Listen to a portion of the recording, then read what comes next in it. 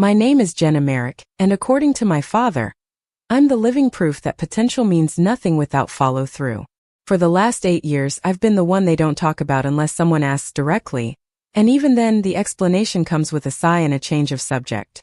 At every holiday, every birthday, every uncomfortable phone call, I've been the daughter who couldn't quite get it together. The one who had promised once but let it slip through her fingers like water. My brother Kyle tells people I'm figuring things out. My sister Bridget just says I'm between opportunities, which is her polite way of saying unemployed. And my father, well, he stopped introducing me as his daughter years ago. Now I'm just Jenna if he bothers to mention me at all. Before we jump back in, tell us where you're tuning in from. And if this story touches you, make sure you're subscribed because tomorrow, I've saved something extra special for you.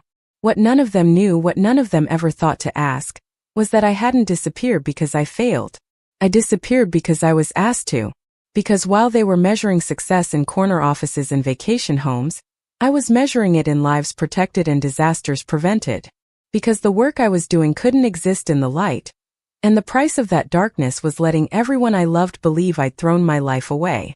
That afternoon at the 35th annual Merrick family reunion, under the late August sun in Cedar Springs, my father stood in front of 40 relatives and said the words I'd heard in different variations for years.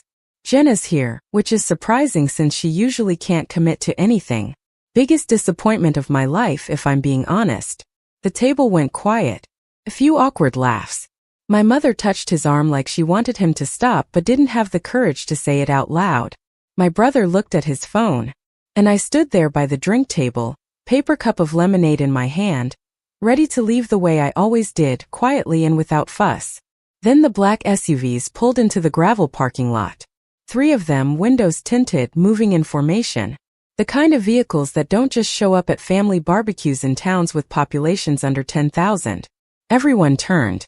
My Uncle Frank made some joke about the FBI finally catching up to Cousin Terry's tax situation. People laughed nervously. And then the doors opened. Governor Rachel Thornton stepped out, flanked by 2 state troopers and a woman I recognized immediately as her chief of staff.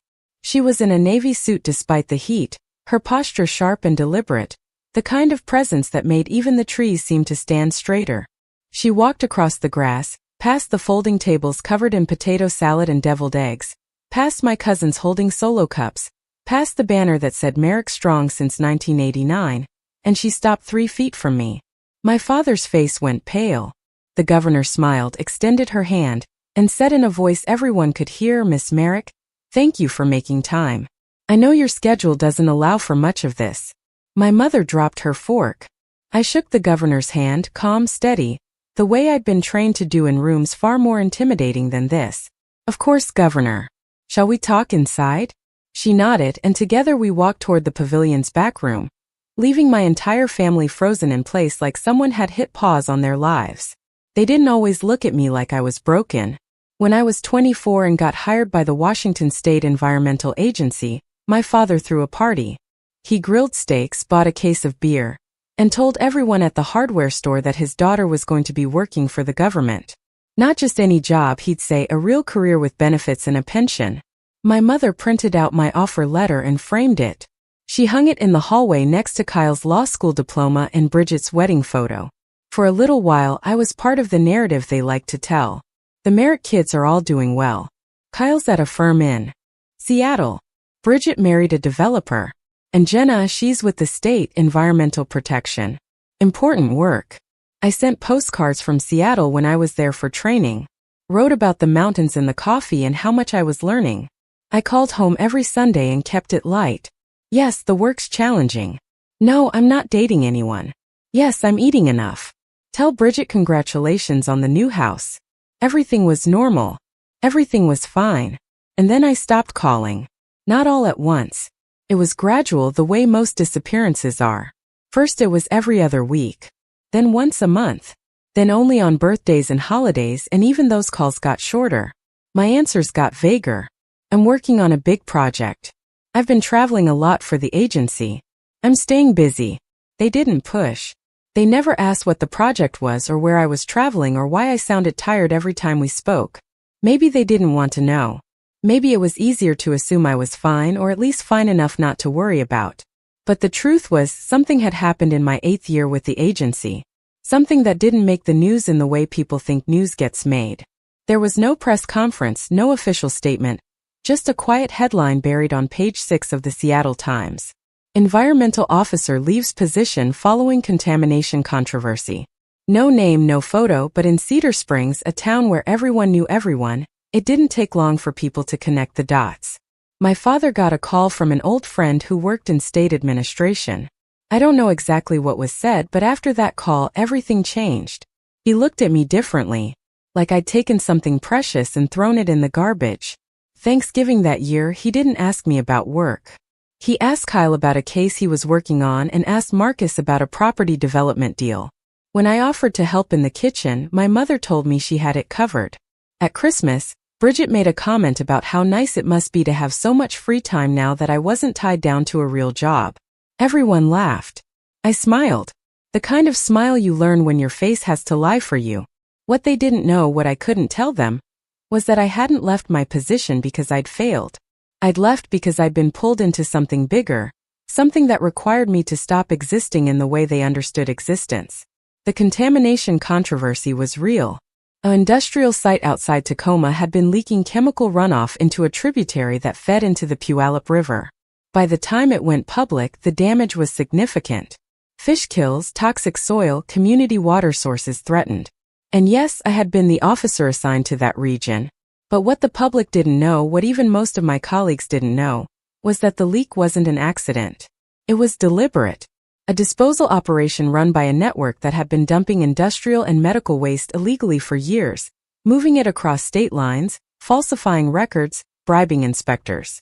I'd been investigating them for 9 months when the story broke. I was close, too close, and they knew it.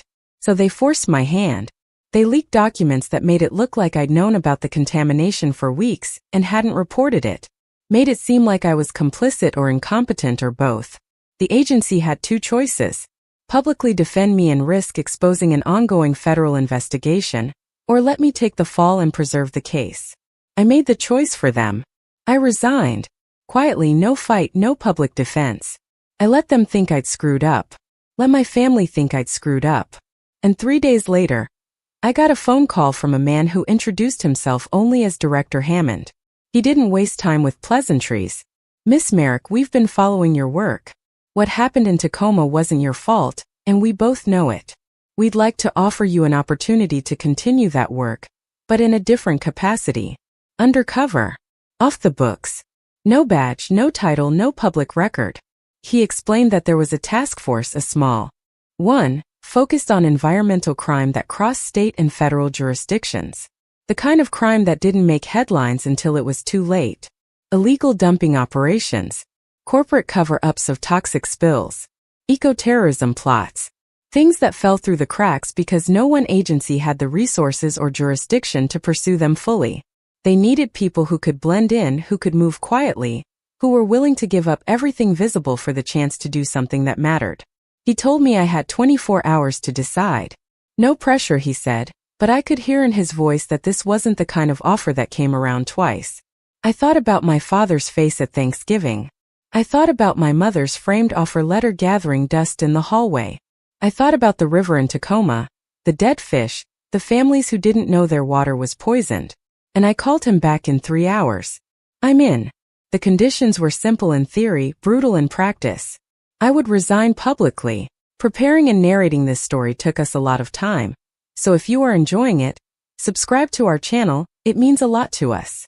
Now back to the story. I would sever all professional ties. I would not maintain a social media presence, would not update a resume, would not explain my work to anyone ever. I would work under aliases, move between cities as needed, and live a life that looked from the outside like I was drifting. No career, no stability, no success to point to. My family would think I'd failed. My friends would stop calling. I would become a ghost in my own life. But the work would matter. Over the next 8 years, I moved through Oregon, California, Nevada, Idaho, Montana, Washington. I took jobs that gave me access.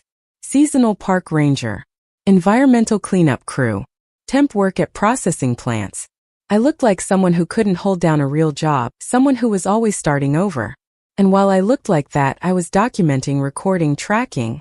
I helped dismantle a medical waste smuggling ring operating out of Reno. I traced a toxic ash dumping operation in rural Idaho back to a shell company in Delaware. I provided evidence that shut down an illegal pesticide production facility in eastern Oregon that was poisoning groundwater for 3 counties. I worked alone most of the time. Occasionally I'd meet with Director Hammond or another operative, usually in parking lots or hiking trailheads, conversations that looked like casual encounters. I lived in cheap apartments, drove old cars, wore clothes from thrift stores. I missed birthdays. I missed weddings. I missed my nephew's birth because I was in a trailer park outside Boise gathering evidence on a chemical distributor who was selling contaminated fertilizer to farms. And every time I came home, every time I saw my family, they looked at me with a little less hope. My brother stopped asking what I was doing for work. My sister stopped inviting me to things because she said it was too hard to explain to her friends who I was. My mother started saying things like, "We just want you to be happy, Jenna," which was her way of saying we've given up expecting you to be successful. And my father, he barely spoke to me at all. When I walked into a room, he'd find a reason to leave. When someone asked about me, he'd say, "She's figuring it out," in a tone that made it clear he didn't think I ever would. The worst part wasn't the judgment. It was that I understood it. I understood why they thought I'd failed. From the outside, that's exactly what it looked like. A promising career abandoned. Years spent bouncing between low-wage jobs in forgotten towns. No partner, no house, no kids, nothing they could brag about at church or book club or the grocery store. I had become the person they referenced when they wanted to make a point about wasted potential. And I let them. Because the alternative was breaking my NDA, risking prosecution, and destroying cases that had taken years to build. Cases that mattered more than my father's pride. So I stayed quiet. I showed up when I could. I endured the comments, the side glances, the whispered conversations I wasn't supposed to hear. And I carried the weight of knowing that I was protecting people they'd never meet from dangers they'd never know existed. Some nights I'd lie awake in whatever apartment I was renting that month and wonder if it was worth it, if anyone would ever know. If I'd spend the rest of my life being the disappointment, the cautionary tale, the daughter who couldn't get it together. And then I'd get another call from Director Hammond, another case, another town, and I'd pack my bag and disappear again. Because the work didn't stop. The river still needed protecting. The community still needed someone watching. And I was good at it. Better than good. I was one of the best they had, which is why they kept sending me into harder situations, deeper cover, longer stretches of silence. By year 7, I'd stopped hoping my family would ask what really happened. Stopped hoping someone would look at me and say, "This doesn't add up. Something else is going on here." They didn't want to know. Knowing would have required them to confront the fact that they'd written me off without asking questions. It was easier to believe I'd failed than to consider they might have been wrong. So I let them believe it. And I kept working. Then 2 months ago I got an email.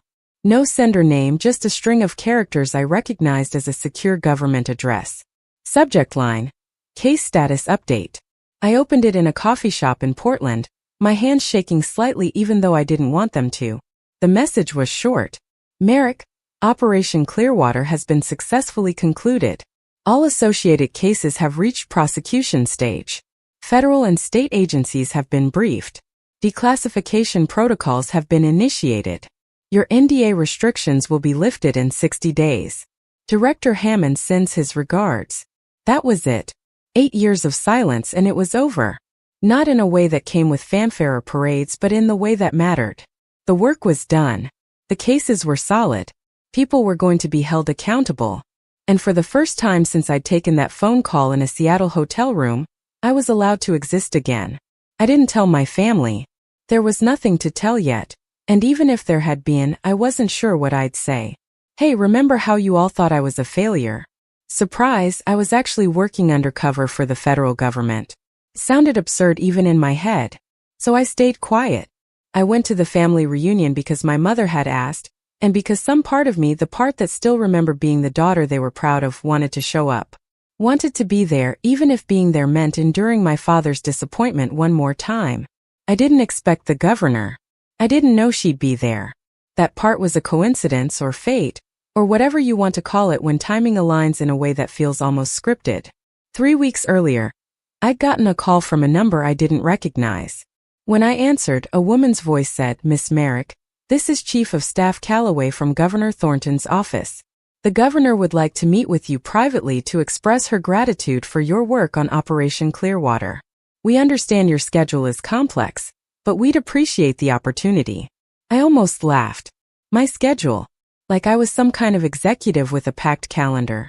But I said yes and we arranged a time. The location was my choice, and when I told them I'd be at my family reunion in Cedar Springs, there was a pause. Then Chief Calloway said, "We can make that work. The governor is attending an event in Eugene that day. We'll adjust her route." And that's how Governor Rachel Thornton ended up at a family barbecue in a town most people couldn't find on a map. I didn't plan to be standing by the drink table when my father made his announcement. I'd actually been considering leaving early, the way I usually did at these things.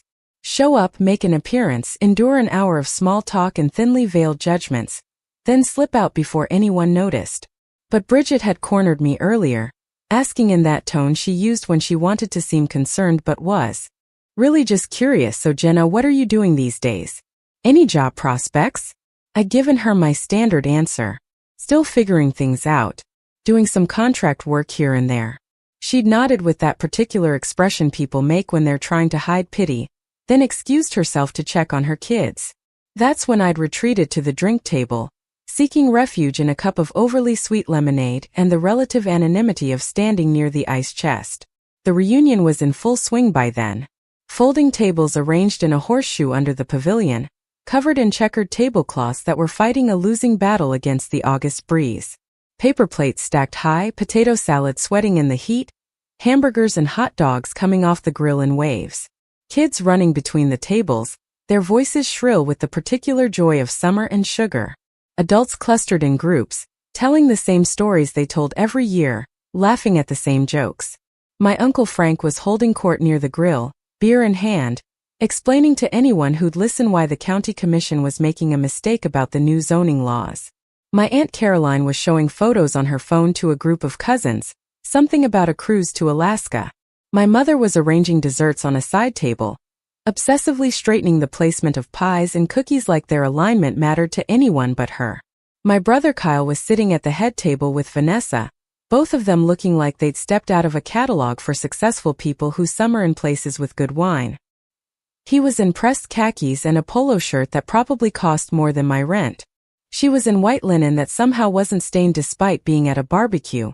Her hair in one of those perfectly messy buns that take 20 minutes to achieve. They were talking to Marcus, Bridget's husband, about investment properties or interest rates or some other topic that signaled you'd made it to the level where money made more money without you having to do anything. Bridget was nearby, simultaneously watching her 3 kids and scrolling through her phone, occasionally calling out warnings that no one heeded. "Don't run with that stick, Nathan. Lily, we do not throw food. Mason, if I have to tell you one more time." I stood there watching all of it like I was observing a documentary about a culture I used to belong to but had somehow left behind. These were my people technically. Same blood, same last name, same childhood memories of this very park where we'd had reunions for 35 consecutive years. But I felt like an anthropologist studying a tribe whose customs I no longer understood. Or maybe it was the other way around. Maybe they were the ones who'd stopped understanding me, stopped caring enough to ask the questions that might have led to uncomfortable answers. Either way, there was a distance between us that had nothing to do with the physical space of the pavilion, and everything to do with the 8 years of silence that had stretched between who I used to be and who I'd become. My father was standing near the center of the pavilion, holding a beer and talking to his brother Frank and a couple of cousins I only saw at these reunions. He'd been in a mood all afternoon, the kind of mood that meant he'd had 2 beers too many and was feeling philosophical in the way that made everyone around him uncomfortable. I'd been avoiding him successfully for most of the event, but I'd made the mistake of being visible at the wrong moment. He'd glanced over, seen me standing alone, and something in his face had shifted. That look I'd come to recognize over the years. Disappointment mixed with the kind of anger that comes from loving someone and feeling like they've let you down in a way you can't forgive. He raised his voice, not shouting exactly, but loud enough that conversations nearby started to fade. "Jenna's here," which is surprising since she usually can't commit to anything. A few people turned. Nervous laughter from somewhere. near the dessert table. My mother's face went tight, that expression she got when she wanted to intervene but couldn't figure out how to do it without making things worse. Kyle looked up from his conversation, eyebrows raised, but he didn't say anything. Vanessa whispered something to him behind her hand. My father wasn't done. He took another sip of his beer, shook his head like he was shaking off something heavy, and said the rest. Biggest disappointment of my life, if I'm being honest. The whole pavilion went quiet. Even the kids seemed to sense something had shifted, their voices dropping to whispers. Uncle Frank cleared his throat uncomfortably. Aunt Caroline put her phone down. Marcus suddenly became very interested in his plate of food. I stood there with my paper cup of lemonade, feeling 40 sets of eyes on me, waiting to see what I'd do, what I'd say, whether I'd fight back or cry or leave. I'd been in harder situations than this. I'd sat across tables from men who'd threatened my life. I'd stood in rooms where one wrong word could have blown my cover and gotten people killed. I'd learned how to keep my face neutral, my breathing steady, my voice calm no matter what was happening inside. So I did what I'd been trained to do. I showed nothing. I took a sip of my lemonade, set the cup down on the table beside me, and prepared to leave the way I always did. Quietly. Without fuss. Without giving them the satisfaction of seeing that the words landed, even though they did, even though 8 years of carrying them hadn't made them any lighter. That's when I heard the vehicles. Everyone did. The sound of engines, multiple engines moving in sync. Not the casual arrival of a late family member, but something more deliberate, more official. The kind of sound that makes people stop what they're doing and turn toward the parking lot, even before they can see what's coming.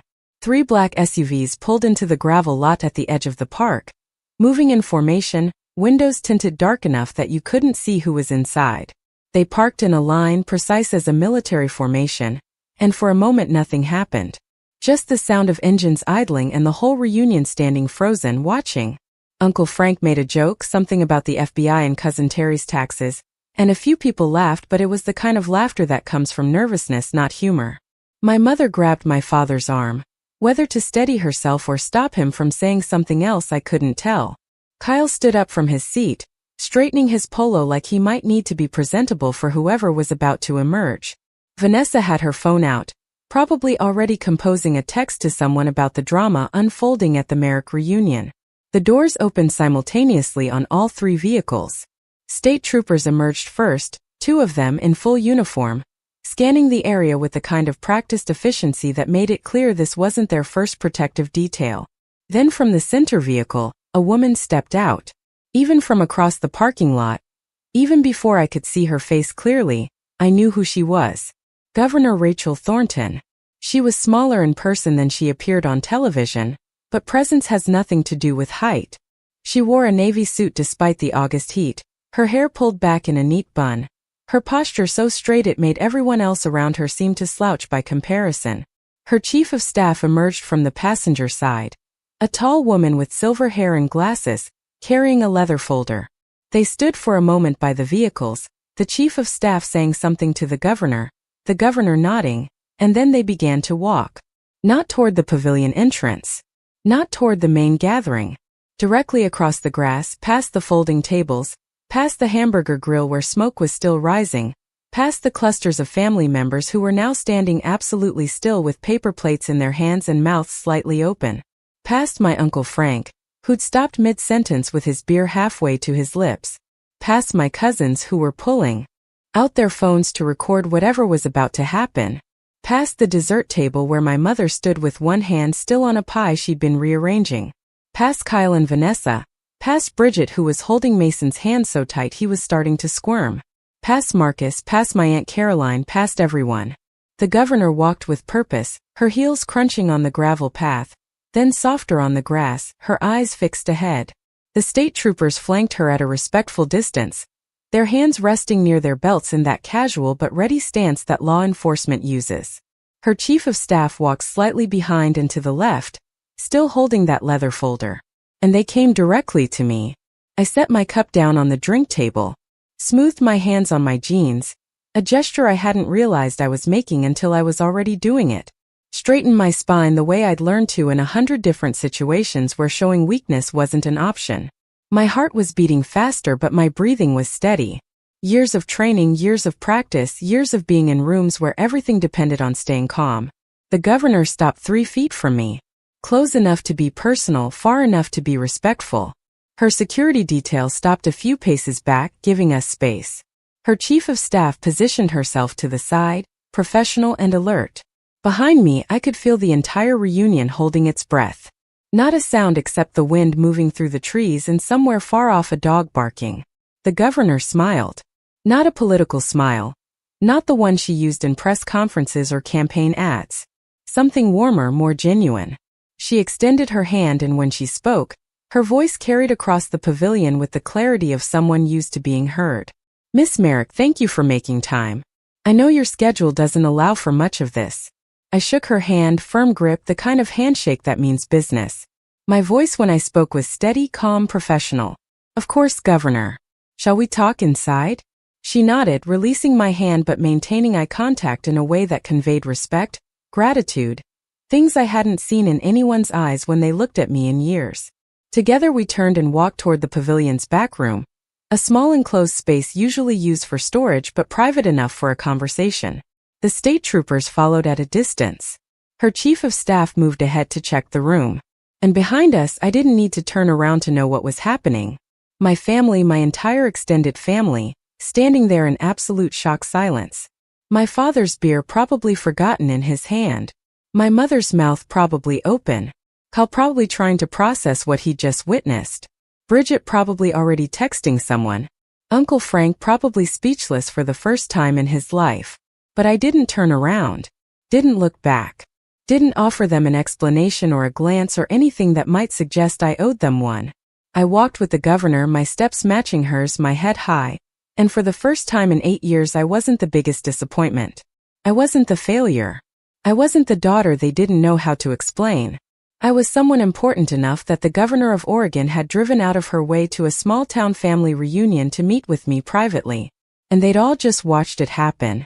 The back room smelled like old wood and stored equipment. Folding chairs stacked against one wall. Boxes of decorations for various holidays. A push mower someone had forgotten to put back in the shed. The chief of staff had already done a quick sweep and positioned herself by the door, giving us privacy but remaining alert. One of the state troopers stood outside. The other had stayed near the vehicles. The governor waited until the door was closed before she spoke again. And when she did, her voice was quieter, more personal. "Miss Merrick, I've wanted to do this for 2 months. Ever since Director Hammond briefed me on Operation Clearwater, and your role in it." She gestured to one of the folding chairs and I unfolded too, setting them facing each other. We sat, and suddenly the formality dropped away. She wasn't the governor anymore. She was a mother. "You saved my daughter's life." I wasn't sure how to respond to that. I'd known about the connection, of course. Known that one of the cases I'd worked had involved contaminated water in a private school system, that we'd traced it back to illegal dumping near the school's well system, that we'd shut it down before anyone got seriously ill. But I hadn't known specifically which children had been at risk. They hadn't told me. They never told me details like that. The governor continued, reading my expression accurately. "Claire, my daughter, she's 14 now. She was in 6th grade when the contamination happened. She started getting sick. Headaches, nausea, fatigue. We thought it was stress from school. Then 3 other kids in her class got sick. Then 7. The school called in the health department, but by the time they were mobilizing resources, you'd already identified the source and the people responsible. You'd already provided enough evidence to shut down the entire operation. My daughter was in the hospital for 4 days. She recovered fully, thank God. But the doctors told us if the exposure had continued another 2 weeks, the damage would have been irreversible. I kept my face neutral, but something was shifting inside me. Something I'd kept locked down for years. The work had always been abstract. Cases, evidence, operations. I knew intellectually that what I did mattered, that shutting down illegal dumping operations and corporate pollution cover-ups meant protecting people. But I'd never met any of those people. Never put faces to the names. Never heard from someone whose child was one of the ones I'd helped protect. She reached into the leather folder her chief of staff had been carrying, pulled out a photo, and handed it to me. A girl with dark hair and braces, smiling at the camera, standing in front of what looked like a school. This is Claire last year at her 8th grade graduation. She's applying to high schools now. Wants to study environmental science. Because of what happened, because she wants to make sure it doesn't happen to other kids. I looked at the photo, at this girl who was alive and healthy and making plans for her future, because I'd spent 3 months living in a trailer park and working nights at a cleaning service to get access to shipping records. Because I'd missed my nephew's birth to follow a truck route. Because I'd let my family think I was a failure so I could do work that mattered. The governor's voice was soft now, almost tender. You gave up everything, didn't you? Your career, your reputation, your relationships. You let people think the worst of you so you could do this work. Director Hammond told me about the NDA restrictions. 8 years of silence. I don't know how you carried that. I handed the photo back, my throat tight. Someone had to. She nodded, understanding in her eyes.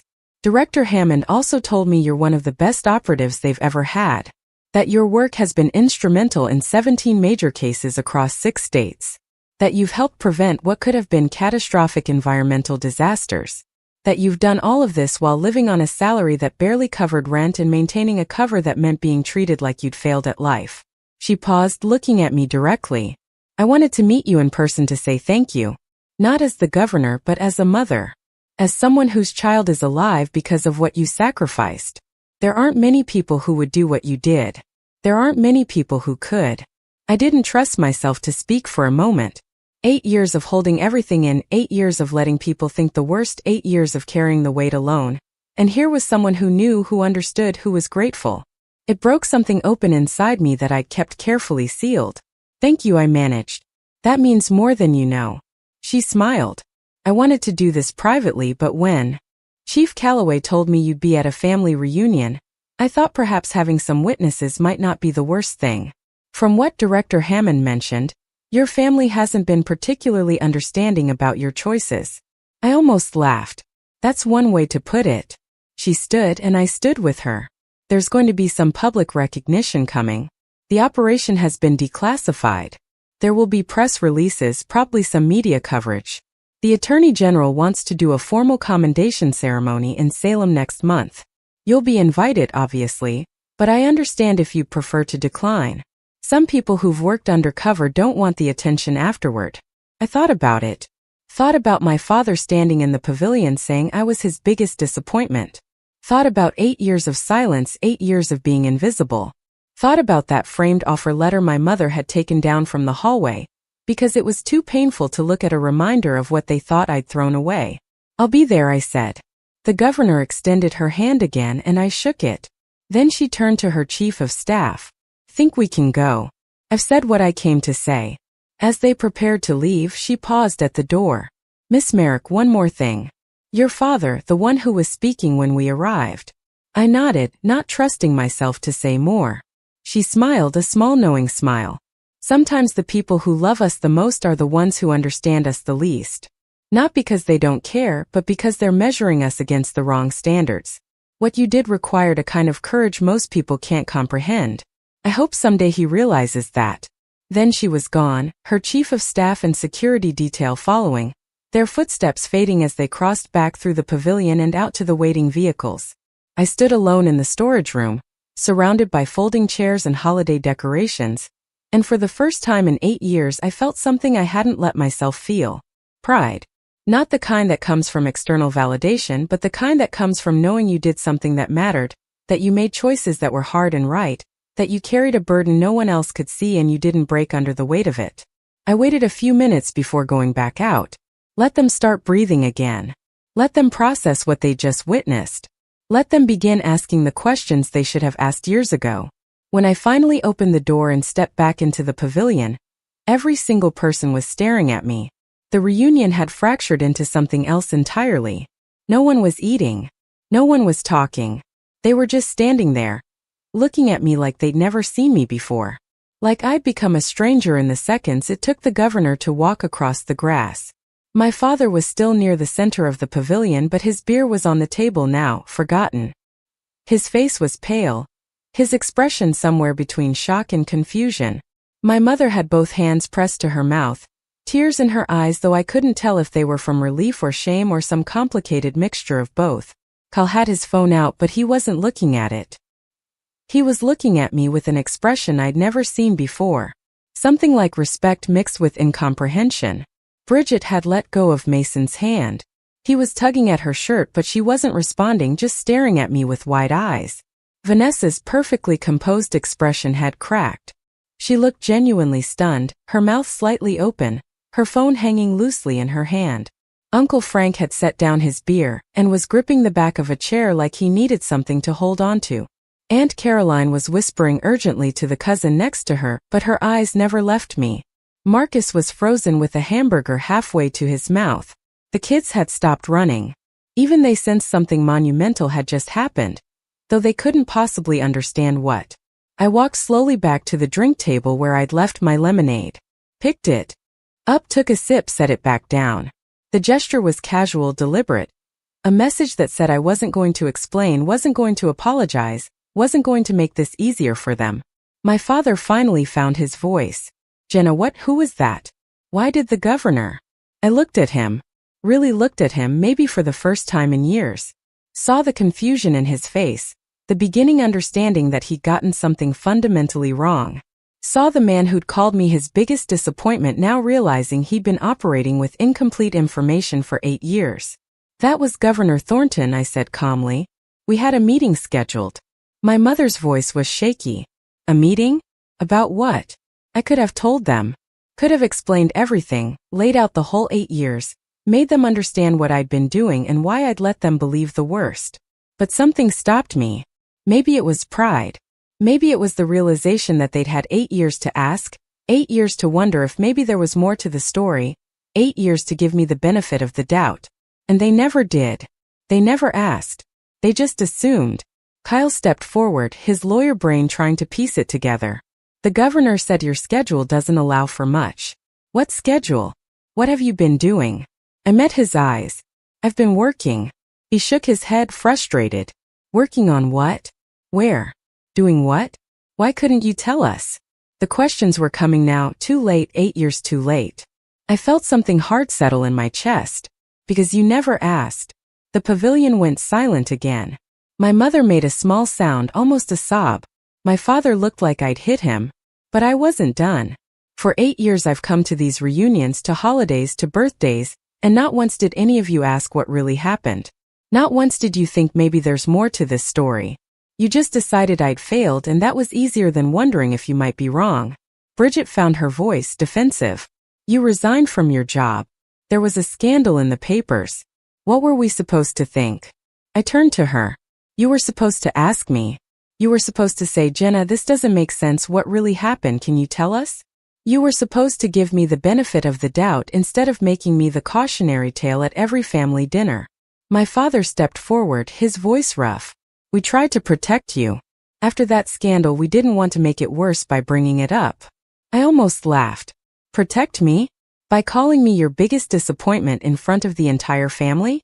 By letting everyone make jokes about my failed career? By treating me like I was something to be ashamed of? He had no answer for that. None of them did. Kyle tried again, his voice softer now. If you were doing something important, why couldn't you tell us? Why did you let us think the worst? Because what I was doing was classified. Because telling you would have risked the work. Because the people I was protecting mattered more than your comfort or my reputation.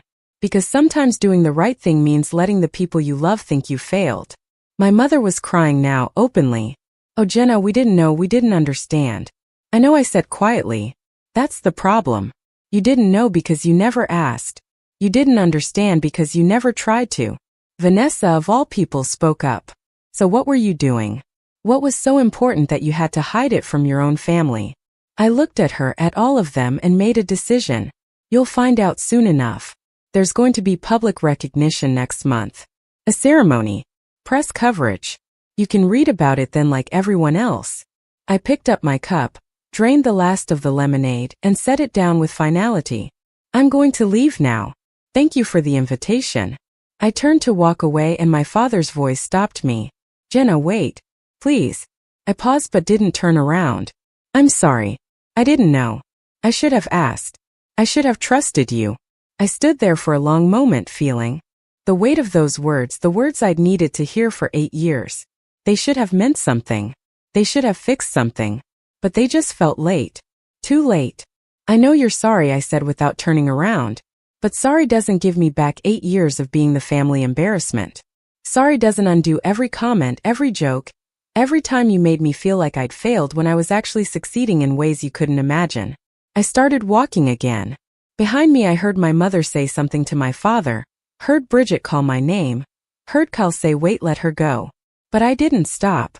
I walked across the grass, past the folding tables with their checkered cloths fluttering in the breeze, past the grill where hamburgers were still cooking though no one was tending them anymore, past the kids who'd started playing again, oblivious to the adult drama, past the banner that said Merrick Strong since 1989. I got to my car, a 10-year-old Honda that had seen better days but ran fine and was paid off, opened the door, sat in the driver's seat, and finally let myself breathe. My hands were shaking slightly as I gripped the steering wheel. 8 years of holding everything in and it was finally breaking open. Not in a way that felt like breaking though. In a way that felt like release. Like pressure that had been building and building finally finding a way out.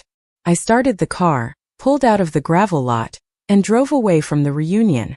In my rearview mirror I could see people still standing in the pavilion, still watching me leave, probably still trying to make sense of what had just happened. Let them figure it out. Let them sit with the discomfort of realizing they'd been wrong. Let them wonder what else they'd gotten wrong about me, about my life, about the choices I'd made. I drove through Cedar Springs, past the hardware store where my father used to brag about me, past the church where my mother had made excuses for me, past the elementary school where I'd grown up believing family meant unconditional support. The town looked the same as it always had. Small, familiar, unchanged. But I'd changed. I wasn't the daughter who needed their approval anymore. I wasn't the woman who'd let their judgment define her worth. I was someone who'd done work that mattered. Someone who'd made sacrifices that protected people. Someone who'd carried a burden in silence because it was necessary. And now finally the silence was ending. My phone buzzed in the cup holder. I glanced at it at a red light. Text from Kyle. We need to talk. Please. There's so much we need to understand. I didn't respond. Let him sit with that need. Let him feel what it was like to want answers and not get them. Let him experience just a fraction of what I'd felt for 8 years. Another text, this one from Bridget. I'm sorry. We all are. Can we try again? Can you forgive us? Forgiveness. Such a simple word for such a complicated thing. Could I forgive them for 8 years of judgment? For making me the cautionary tale? For never once giving me the benefit of the doubt? Maybe. Eventually. But not today. Today I needed to sit with what had just happened. Needed to let it settle. Needed to feel the vindication fully before I could even begin to think about reconciliation. I drove out of Cedar Springs and onto the highway that would take me back to Portland. Back to my small apartment. Back to the life I'd built in the margins while everyone thought I was failing. The sun was starting to lower in the sky, casting long shadows across the road. My phone kept buzzing. More texts. Probably from my mother, maybe from my father, definitely from extended family who were just now realizing they'd been witnesses to something significant. I turned the phone face down and focused on the road. On the rhythm of the drive. On the feeling of having finally, after 8 years of silence, been seen for who I really was. The apartment was quiet when I got back. The kind of quiet that feels like relief after hours of noise and tension. I dropped my keys on the small table by the door, kicked off my shoes and stood for a moment in the entryway just breathing. The space was small, a one-bedroom in an older building in Northeast Portland, the kind of place that cost too much for what it was but was still the best I could afford on the salary I'd been making. Hardwood floors that creaked, windows that didn't quite seal properly, a kitchen barely big enough to turn around in. But it was mine, and after 8 years of temporary housing in a dozen different cities, having any place that felt permanent meant something. I'd moved here 2 years ago when my assignment shifted to focus primarily on cases in the Pacific Northwest. Before that it had been Sacramento for 18 months, Boise for a year, Reno for 9 months, a rotation of places that blurred together in memory. Cheap apartments, furnished rentals, extended stay motels when the work required it. I'd learned to live light, to keep possessions minimal, to make anywhere feel like nowhere because attachment was a liability when you might need to disappear on 12 hours' notice. This apartment was different though. I'd signed a real lease. Bought actual furniture instead of using whatever came with the place. Put pictures on the walls, mostly landscapes from places I'd worked. Nothing personal enough to tell a story, but enough to make the walls feel less empty. I had plants on the windowsill, 3 of them, succulents that could survive my frequent absences. I had books on a shelf, not many but more than I'd allowed myself to own in years. I had a coffee maker that wasn't borrowed and dishes that matched. Small things, ordinary things, the kind of things people took for granted but that felt like luxury when you'd spent years living out of a duffel bag. I walked to the kitchen, filled a glass with water from the tap, drank it standing at the sink while looking out the window at the building across the alley. Someone was cooking. I could see the warm glow of their kitchen light. Could smell something with garlic and onions drifting through the evening air.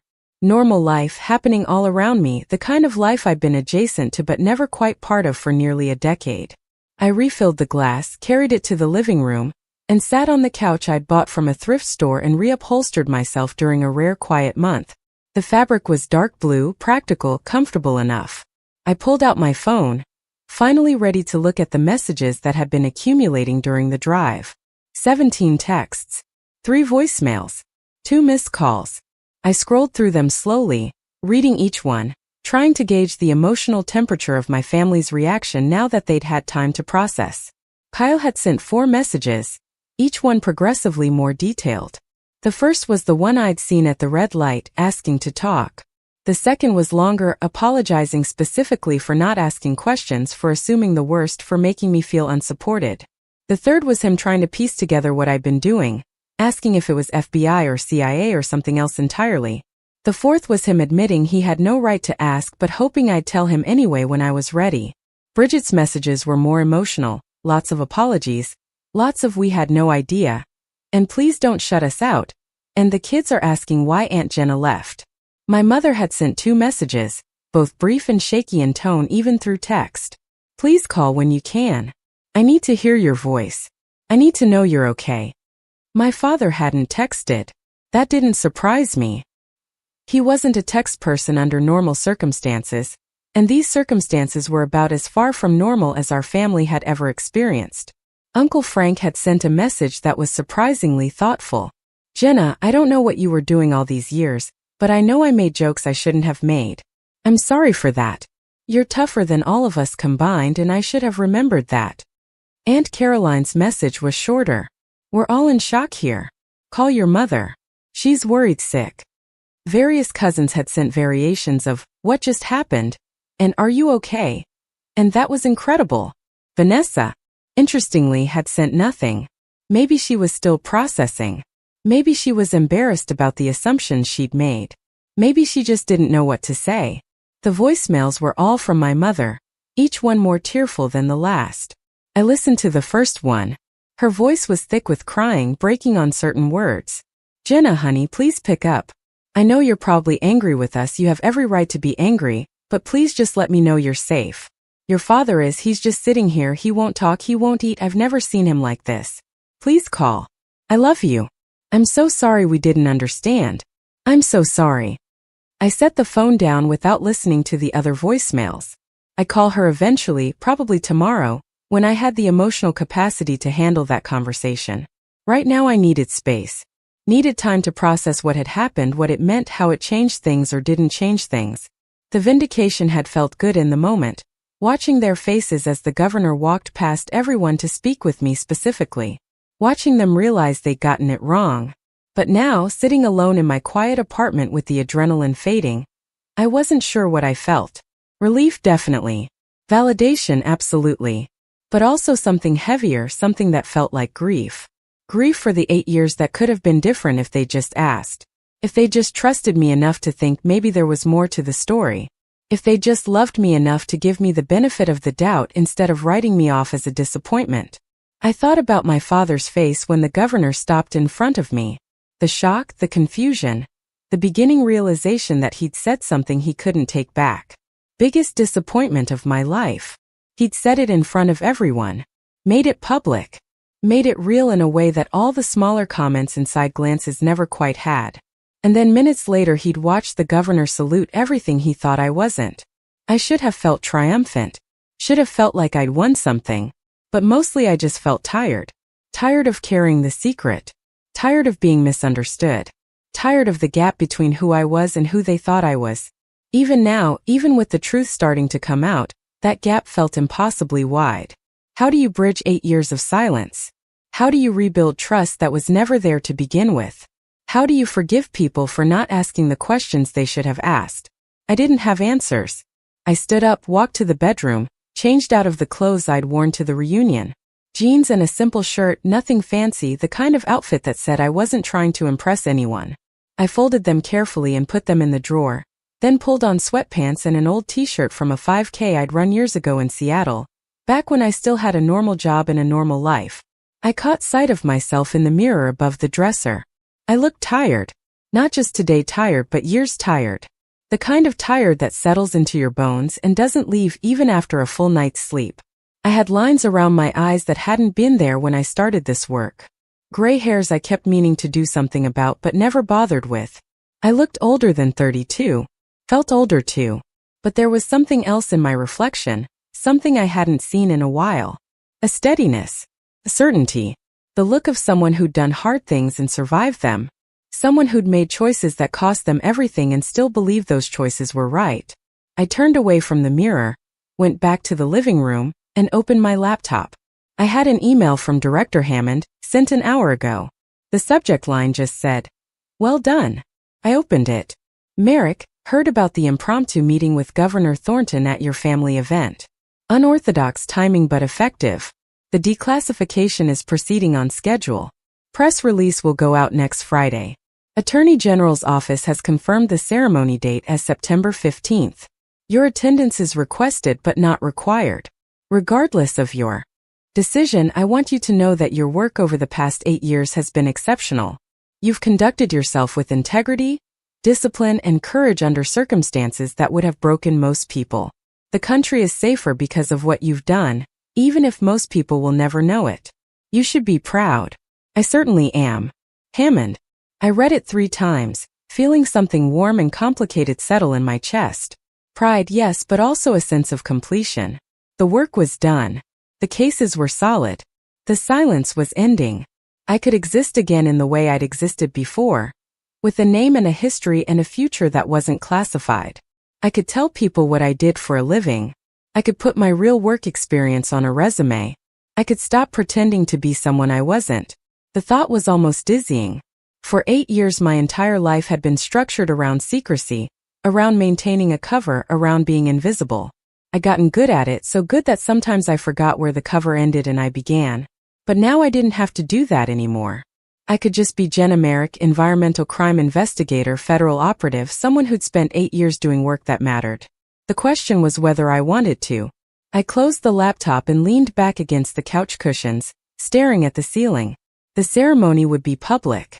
Press coverage meant news articles, probably local television, maybe even national if it was a slow news day. My name would be out there, attached to the cases I'd worked, the operations I'd been part of. My family would read about it. My old colleagues from the state agency would read about it. Everyone in Cedar Springs would read about it. They'd all know what I'd been doing, why I'd left, what I'd sacrificed. Part of me wanted that. Wanted the vindication to be complete.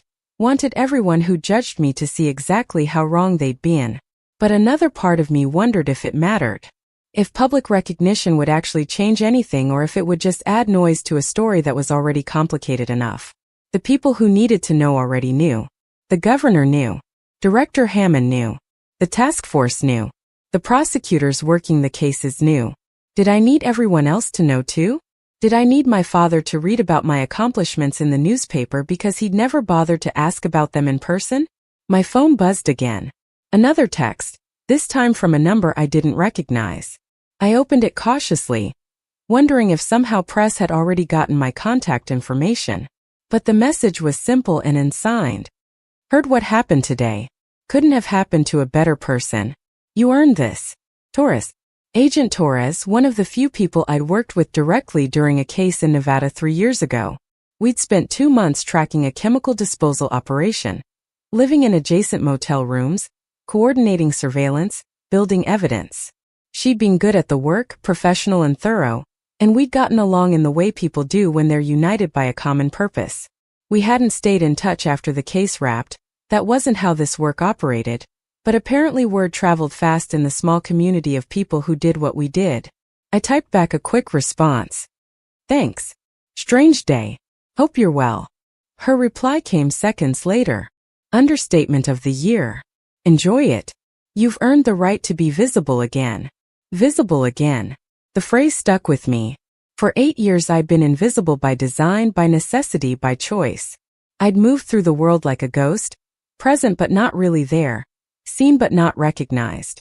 I'd gotten so used to it that visibility felt foreign now, almost uncomfortable. Like stepping into bright light after years in shadow. My eyes needed time to adjust. My sense of self needed time to recalibrate. I wasn't sure yet who I was without the cover, without the secrecy, without the constant weight of carrying information I couldn't share. I stood up, restless, and walked to the window. The sun had set fully now, the sky that deep blue that comes right before true darkness. Lights were on in windows across the alley, in the buildings beyond, dozens of lives happening simultaneously, people cooking dinner and watching television and putting kids to bed and arguing and laughing and living. For 8 years I'd watched that kind of life from the outside, always separate, always apart. Maybe now I could be part of it again. Maybe now I could have friendships that weren't filtered through cover stories. Relationships that didn't require lies of omission. A life that belonged to me instead of to the work. The thought was appealing and terrifying in equal measure. I'd gotten good at being alone. Good at not needing people. Good at finding satisfaction in the work itself rather than in external validation or connection. But good at something doesn't mean you want to keep doing it forever. Doesn't mean you don't sometimes ache for something different, something easier, something that doesn't require you to maintain emotional distance from everyone around you. I thought about the reunion, about my family standing there in shock. About Kyle trying to process what he'd witnessed. About Bridget realizing all her assumptions had been wrong. About my mother crying. About my father sitting in silence according to my mother's voicemail, unable to eat or talk. Part of me felt sympathy for them. They hadn't known. They'd made judgments based on incomplete information. And yes, they should have asked for more information, should have trusted me more, but they were human. They'd made mistakes. They'd hurt me, but not maliciously. Just thoughtlessly. Just by failing to see past the surface of things. But another part of me, a harder part that had been forged over 8 years of silence and judgment, wasn't ready to let them off the hook that easily. Because the thing was, they could have asked. Nothing had prevented them from picking up the phone and saying, "Jenna, what really happened? Can you tell me anything?" They'd chosen not to. Chosen to believe the worst instead. Chosen their comfortable narrative over the harder work of understanding. And that choice had cost me something. Had cost me birthdays and holidays and family dinners where I felt like I belonged. Had cost me support during years when I desperately needed it. Had cost me the sense that my family was a place I could return to and be accepted. You don't get those years back. You don't undo that damage with apologies and shock and sudden understanding. Maybe with time, maybe with effort, maybe with genuine change in how they treated me going forward. But not overnight. Not with a few text messages and voicemails. I turned away from the window and checked the time. Almost 9. I hadn't eaten since lunch, should probably make something, but I wasn't hungry. My body was still running on adrenaline and emotion, too keyed up to think about food. I made chamomile tea instead. Something I'd started doing during long nights when I needed to calm down, but couldn't afford to cloud my judgment with anything stronger. The ritual of it was soothing. Boiling water, steeping the tea bag, waiting for it to cool enough to drink. Simple, repetitive, grounding. I carried the mug back to the couch and picked up my phone again, scrolling past the family messages to the email from Director Hammond. September 15th. 3.5 weeks away.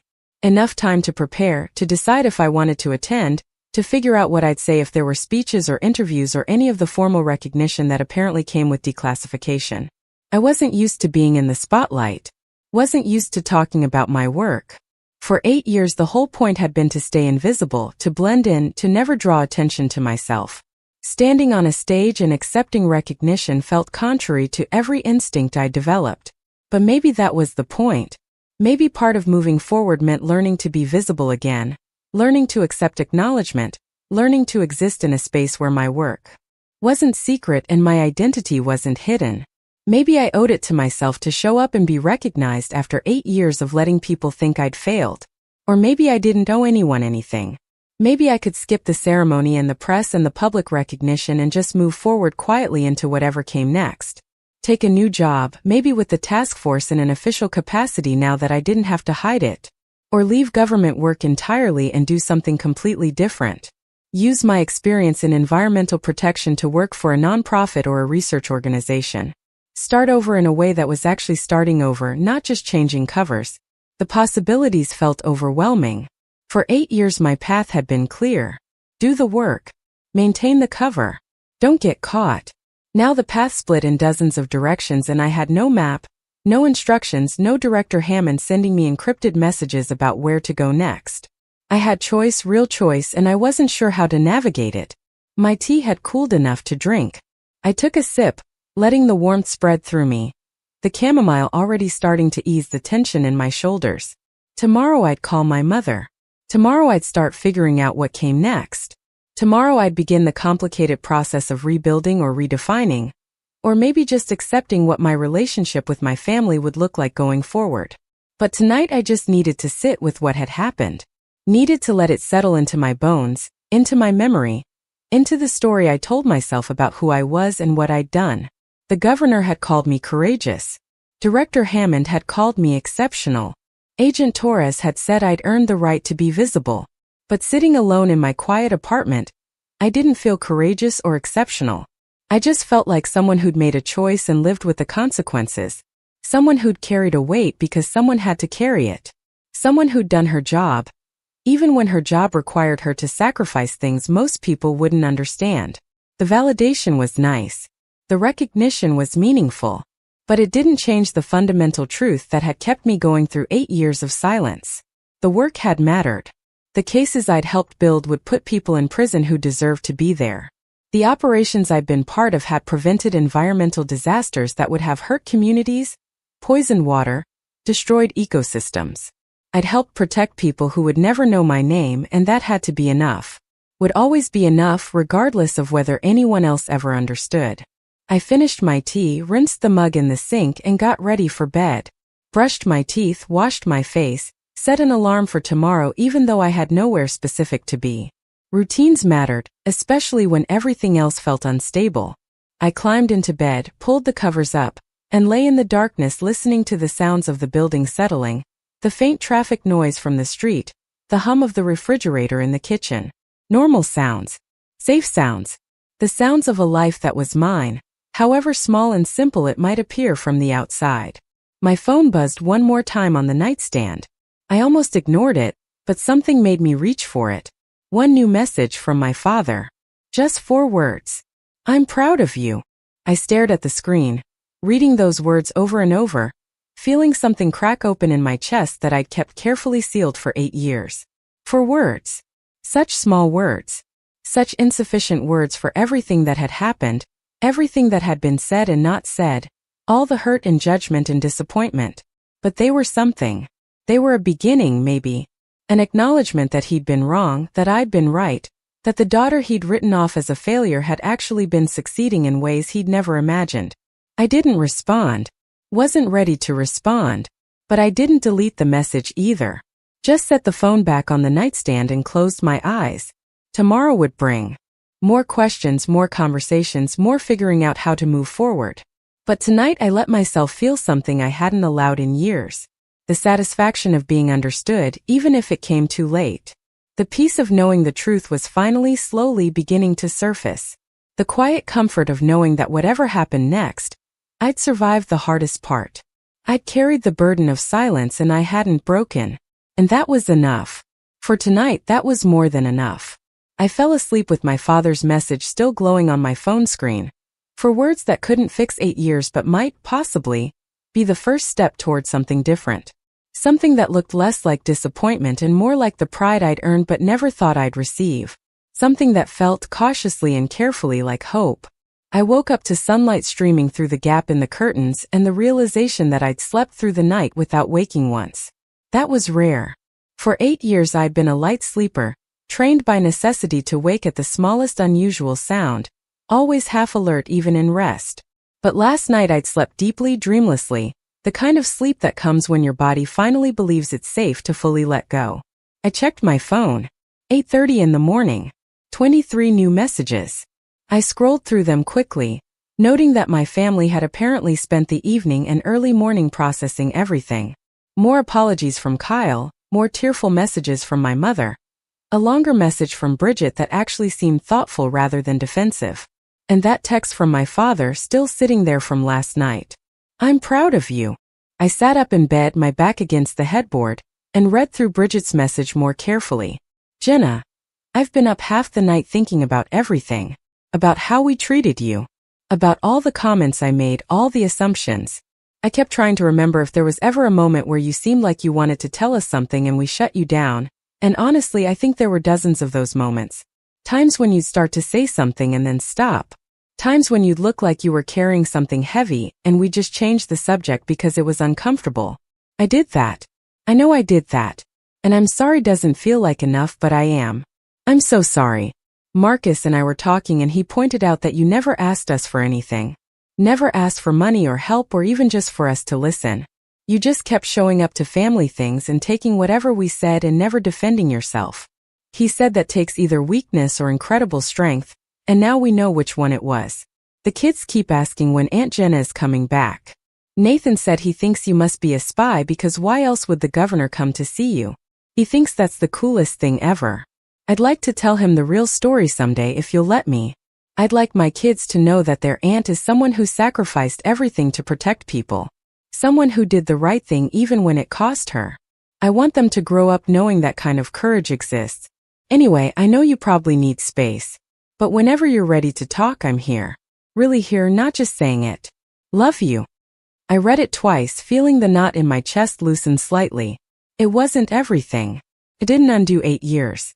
But it was honest in a way my family rarely was, acknowledging specific failures rather than offering vague apologies. And the part about her kids, about wanting them to know the real story, that meant something. That suggested she understood this wasn't just about hurt feelings or misunderstandings. This was about who I actually was versus who they decided I was. I set the phone aside and got out of bed, padding to the bathroom to shower. The hot water felt good, grounding, washing away the residue of yesterday's tension. I stood under the spray longer than necessary, letting my mind wander through the previous day's events. The reunion. My father's words. The SUVs pulling into the parking lot. The governor's salute. Her handshake, her gratitude. The walk back through the pavilion with everyone staring. The drive home in silence. My father's text message in the dark. It all felt both vivid and distant, like something that had happened to someone else, or in a dream, or in a story I'd heard rather than lived. But it had happened. It was real. And now I had to figure out what to do with that reality. After showering I made coffee, real coffee from beans I'd ground myself, another small luxury I'd allowed myself since settling in Portland. I scrambled eggs, made toast, ate standing at the kitchen counter while looking out the window at the morning. The building across the alley had laundry hanging on a balcony, sheets and towels moving gently in the breeze. Someone's regular life, happening in full view, uncomplicated and ordinary. I wanted that. Wanted ordinary. Wanted to do laundry and hang it out and have that be the most significant thing happening in my day. Maybe that was possible now. Maybe ordinary was finally within reach. My phone rang while I was washing dishes. My mother. I stared at it for 3 rings, then dried my hands and answered. "Hi, Mom." Her voice was thick with emotion but steadier than I'd expected. "Jenna, thank you for answering. I wasn't sure you would." I moved to the couch, settled into the corner with my feet tucked under me. I needed some time to process. It was a lot. She made a sound that was half laugh, half sob. It was a lot for us two. Honey, I don't even know where to start. Your father and I, we've been up all night talking. Really talking, not just him sitting there in silence like he does. He's been, God, Jenna, I've never seen him like this. He keeps saying he failed you. That he should have known better. That he should have asked. I didn't respond immediately, letting her words hang in the air. Finally I said, he should have asked. You all should have. She was quiet for a moment. When she spoke again her voice was smaller. I know. You're right. We should have. I kept telling myself we were respecting your privacy, giving you space to figure things out. But that was just an excuse, wasn't it? The truth is it was easier to assume you'd made mistakes than to confront the possibility that we were wrong about you. The honesty surprised me. My mother had always been conflict-averse, the family peacemaker who smoothed over tensions, rather than addressing them directly. Hearing her acknowledge the real issue without softening it felt significant. It hurt, I said quietly. Watching you all decide who I was without asking me. Being treated like I was something to be ashamed of. Coming to family events and feeling like I didn't belong because I couldn't explain myself and you wouldn't give me the benefit of the doubt. My mother's breath caught. I know it hurt. And I am so sorry, Jenna. Not just sorry it happened, but sorry for my part in it. Sorry for all the times I let your father say things without stopping him. Sorry for the comments I made myself. Sorry for taking down that framed letter because looking at it made me sad. Sorry for treating you like you'd wasted your potential when actually you were using it in ways I couldn't imagine. She paused, and I could hear her gathering courage for the next part. Can you tell me about it? About what you were doing? I know you probably can't share everything, but I need to understand. I need to know who my daughter really is, not the version I created in my head. So I told her. Not everything, there were still operational details that would remain classified even after the declassification, but the broad strokes. The scandal that wasn't really a scandal. The recruitment into the task force. The 8 years of undercover work tracking environmental crime across 6 states. The cases I'd helped build, the operations I'd been part of, the communities I'd helped protect. The aliases and cover jobs and constant moving. The loneliness of living a life I couldn't share. The choice to let my family think I'd failed because the alternative was risking the work. I talked for nearly 30 minutes, my mother occasionally asking quiet questions but mostly just listening. When I finished, there was a long silence on her end. Then she said, voice breaking, "You were protecting people. All those years you were protecting people and we thought you were just drifting. Oh, Jenna. Oh, sweetheart." I felt my own throat tighten. Yeah. She was crying now, really crying. I'm so proud of you. I know I have no right to say that after everything, but I am. You're the bravest person I know, and I'm ashamed it took the governor showing up for me to see it. I wiped at my own eyes with the back of my hand. I'm not that brave, Mom. I just did what needed to be done. Someone had to do it and they asked me and I said yes. She made a sound of disagreement. That's exactly what bravery is. Doing what needs to be done even when it costs you everything. Especially when it costs you everything. We talked for another 20 minutes, the conversation gradually shifting from heavy to lighter. She told me about the aftermath at the reunion, how the whole family had stayed for hours after I left, everyone trying to process what they'd witnessed. How Uncle Frank had apparently given a speech about how the Merricks had always been made of tough stuff and now everyone knew it. How Aunt Caroline had cried and said she felt terrible about the gossip she'd spread. How the cousins had all wanted to know more, to understand exactly what I'd been doing. My mother said Cal had gone into full lawyer mode, trying to research what cases might have been mine based on the timeline and the states I'd mentioned visiting over the years. Bridget had apparently spent an hour looking at old photos of me at various family events, pointing out to Marcus all the times I'd looked exhausted or distant or like I was carrying something no one else could see. We saw what we wanted to see, my mother said quietly. Or didn't want to see, I guess. We saw someone who wasn't succeeding by our definitions and we stopped looking deeper. That's on us. That's on me. I wanted to be angry still. Part of me was angry still. But hearing her genuine remorse, her clear understanding of what had gone wrong and why, made it harder to hold on to that anger with the same intensity. What happens now? I asked. She sighed. I don't know. What do you want to happen? I considered the question. What did I want? Did I want my family back in the way I'd had them before the scandal, before the judgment, before the 8 years of silence? That was impossible. Too much had happened, too much hurt had accumulated. But did I want some version of relationship with them going forward? Did I want to try to rebuild something new, something more honest? I don't know either, I admitted.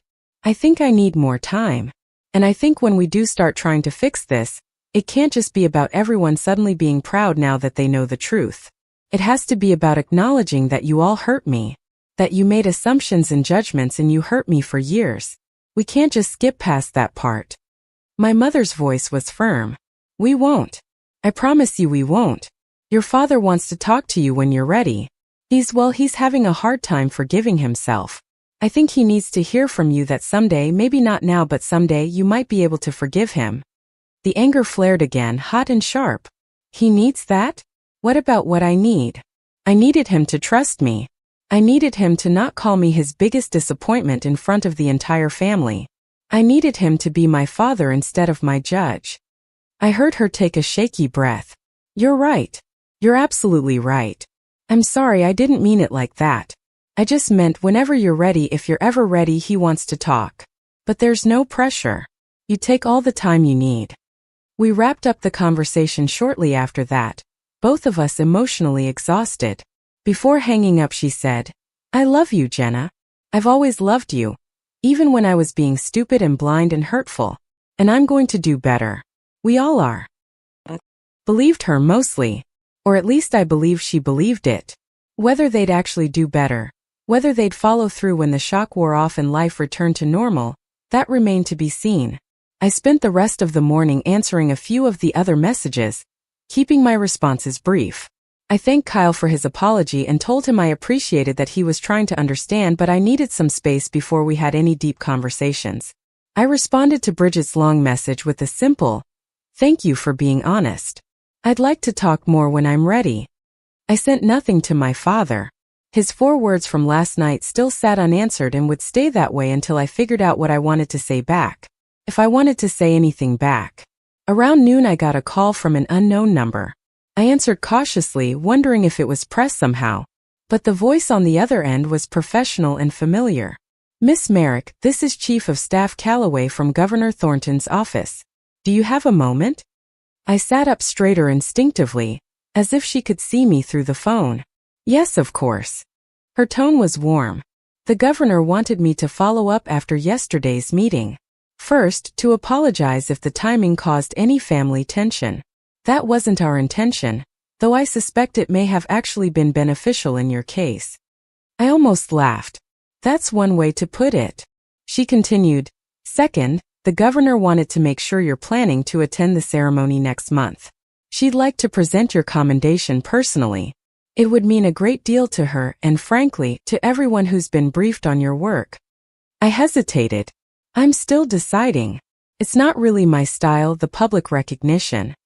Chief Calloway's voice softened. I understand. The governor mentioned you might feel that way. But I hope you'll consider that this isn't just about you. It's about showing other people, especially young people, that there are careers in public service that require real sacrifice. That there are people doing important work in ways the public never sees. Your story matters, Miss Merrick. Not because you need the recognition, but because other people need to know that people like you exist. I hadn't thought about it that way. Hadn't considered that showing up might mean something beyond my own vindication or closure. I'll think about it, I said finally. She seemed satisfied with that. That's all we ask. The invitation is open regardless. The ceremony is at 2 in the afternoon on September 15th at the state capitol. Business attire. There will be press, but you're not obligated to do interviews if you prefer not to. The governor will make remarks, you'll receive the commendation, and that's it. 15 minutes, maybe 20. She gave me her direct number in case I had questions, and we ended the call. I sat holding my phone, thinking about what she'd said. About my story mattering to other people. About young people who might be considering careers in public service and need to know that sometimes the most important work happens in silence. About showing up not for myself but for the principle of the thing. The afternoon drifted by in a haze of small tasks. I did laundry finally. Went to the grocery store and bought actual food instead of just whatever was quick. Cleaned the apartment even though it wasn't particularly dirty. Normal things, grounding things, the kind of tasks that reminded me I had a life beyond the work and the family drama and the weight of the past 8 years. Around 5 my phone rang again. Kyle this time. I almost didn't answer but something made me pick up. Hey. His voice was cautious. Hey, is this an okay time? I sat on the couch with a basket of clean laundry I'd been about to fold. Yeah, it's fine. He exhaled like he'd been holding his breath. I've been thinking about what to say to you for like 24 hours straight. and I still don't have the right words. So I'm just going to be honest and probably mess it up, but here goes. I failed you as a brother. Not just in the last 8 years, but probably before that too. I got so wrapped up in my own career and my own life that I stopped really seeing you. And when the scandal happened and you left your job, I just accepted the surface explanation because it was easier than questioning it. Because questioning it would have meant admitting I didn't actually know what was going on in your life. That I hadn't asked, hadn't stayed close, hadn't been someone you felt you could talk to. I stayed quiet, letting him continue.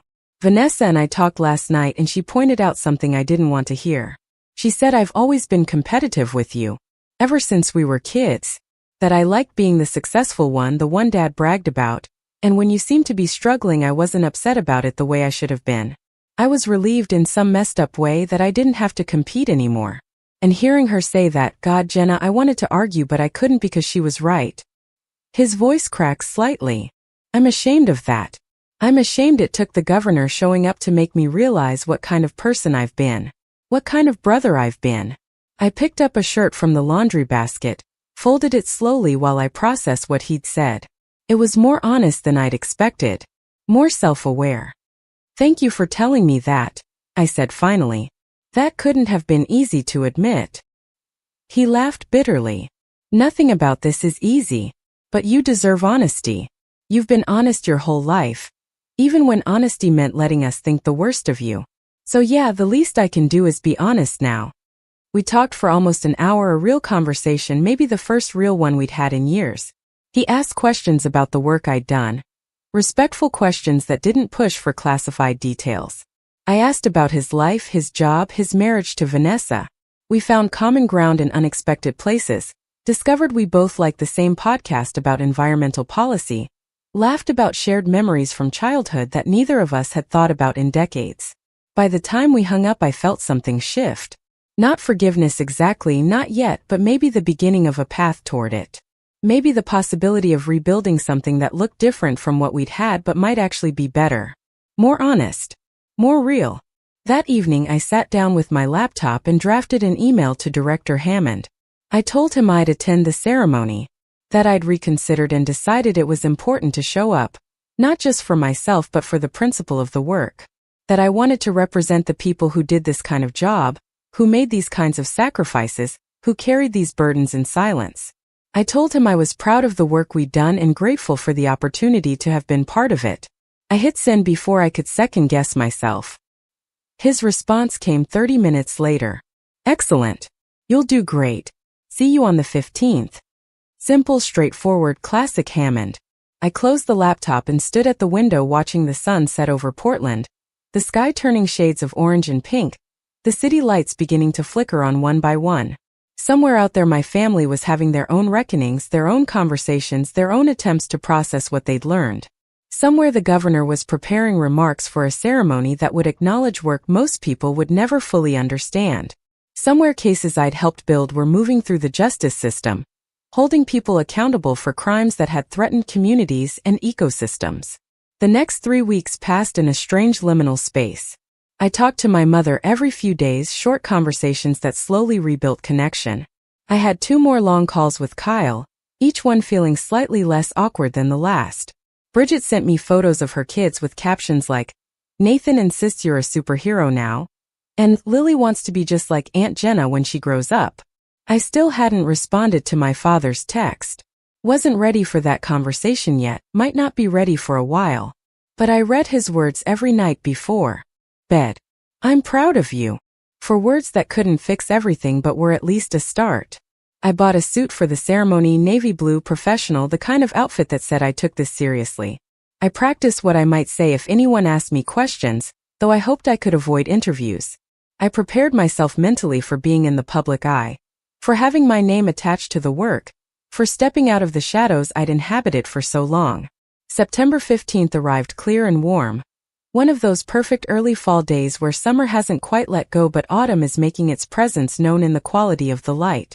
I drove to Salem, the state capital, arriving an hour early as instructed. Chief of Staff Calloway met me at a side entrance, guided me through security, brought me to a private room where I could wait before the ceremony. "You look perfect," she said, appraising my suit. Professional, serious, exactly the image we want. The governor came in shortly after, also in a suit, her expression warm when she saw me. Miss Merrick, I'm so glad you decided to come. We shook hands and she gestured to a chair. I wanted a moment before we go out there to thank you again personally, and to tell you that what you did matters more than you probably realize. The cases you worked, the operations you were part of, they've set precedents. They've shown what's possible when we prioritize environmental crime at the federal level. You helped build a framework that's going to protect communities for decades. I felt my throat tighten. I was just doing my job. She smiled. That's what all the best people say. The ones who do it for the right reasons, because it needs to be done, not because they want recognition. But today you're going to get recognition anyway. And I hope you'll accept it gracefully, on behalf of everyone who does this kind of work. We walked together to the ceremony room, a formal space with wood paneling and state seals and rows of chairs filled with people. Press lined the back wall, cameras ready. I saw state legislators, agency directors, law enforcement officials, people whose names I recognized from briefings and case files. And in the third row, somehow impossibly, my family. All of them. My mother and father sitting together. My father in a suit I'd only seen him wear to weddings and funerals. Kyle and Vanessa beside them. Bridget and Marcus with the kids. Nathan wearing a clip-on tie and looking thrilled to be somewhere important. Uncle Frank and Aunt Caroline. Even cousins I barely knew. My mother caught my eye and pressed her hand to her heart. My father met my gaze and nodded just once, a gesture that carried weight I couldn't quite name. Kyle gave me a thumbs up. Bridget was crying already. The ceremony was exactly what Chief Calloway had promised. Brief, formal, meaningful. The governor spoke about the importance of environmental protection, about the dedicated people who work to keep communities safe from corporate negligence and criminal activity. She spoke about sacrifice and service and the quiet heroes who never sought spotlight. Then she called my name and I walked to the front of the room, my steps steady, my head high. She presented the commendation, a framed certificate with official seals and language about meritorious service and dedication to protecting public health and natural resources. We shook hands while cameras flashed. She leaned in and whispered, "Claire is watching this online. She wanted you to know she's grateful." I whispered back, "Tell her I'm glad she's okay." Then it was over. The governor made closing remarks, thanked everyone for attending, and the ceremony concluded. People began filtering out, some approaching to shake my hand and offer congratulations. I handled it the way I'd been trained to handle difficult situations, with calm professionalism and minimal emotion.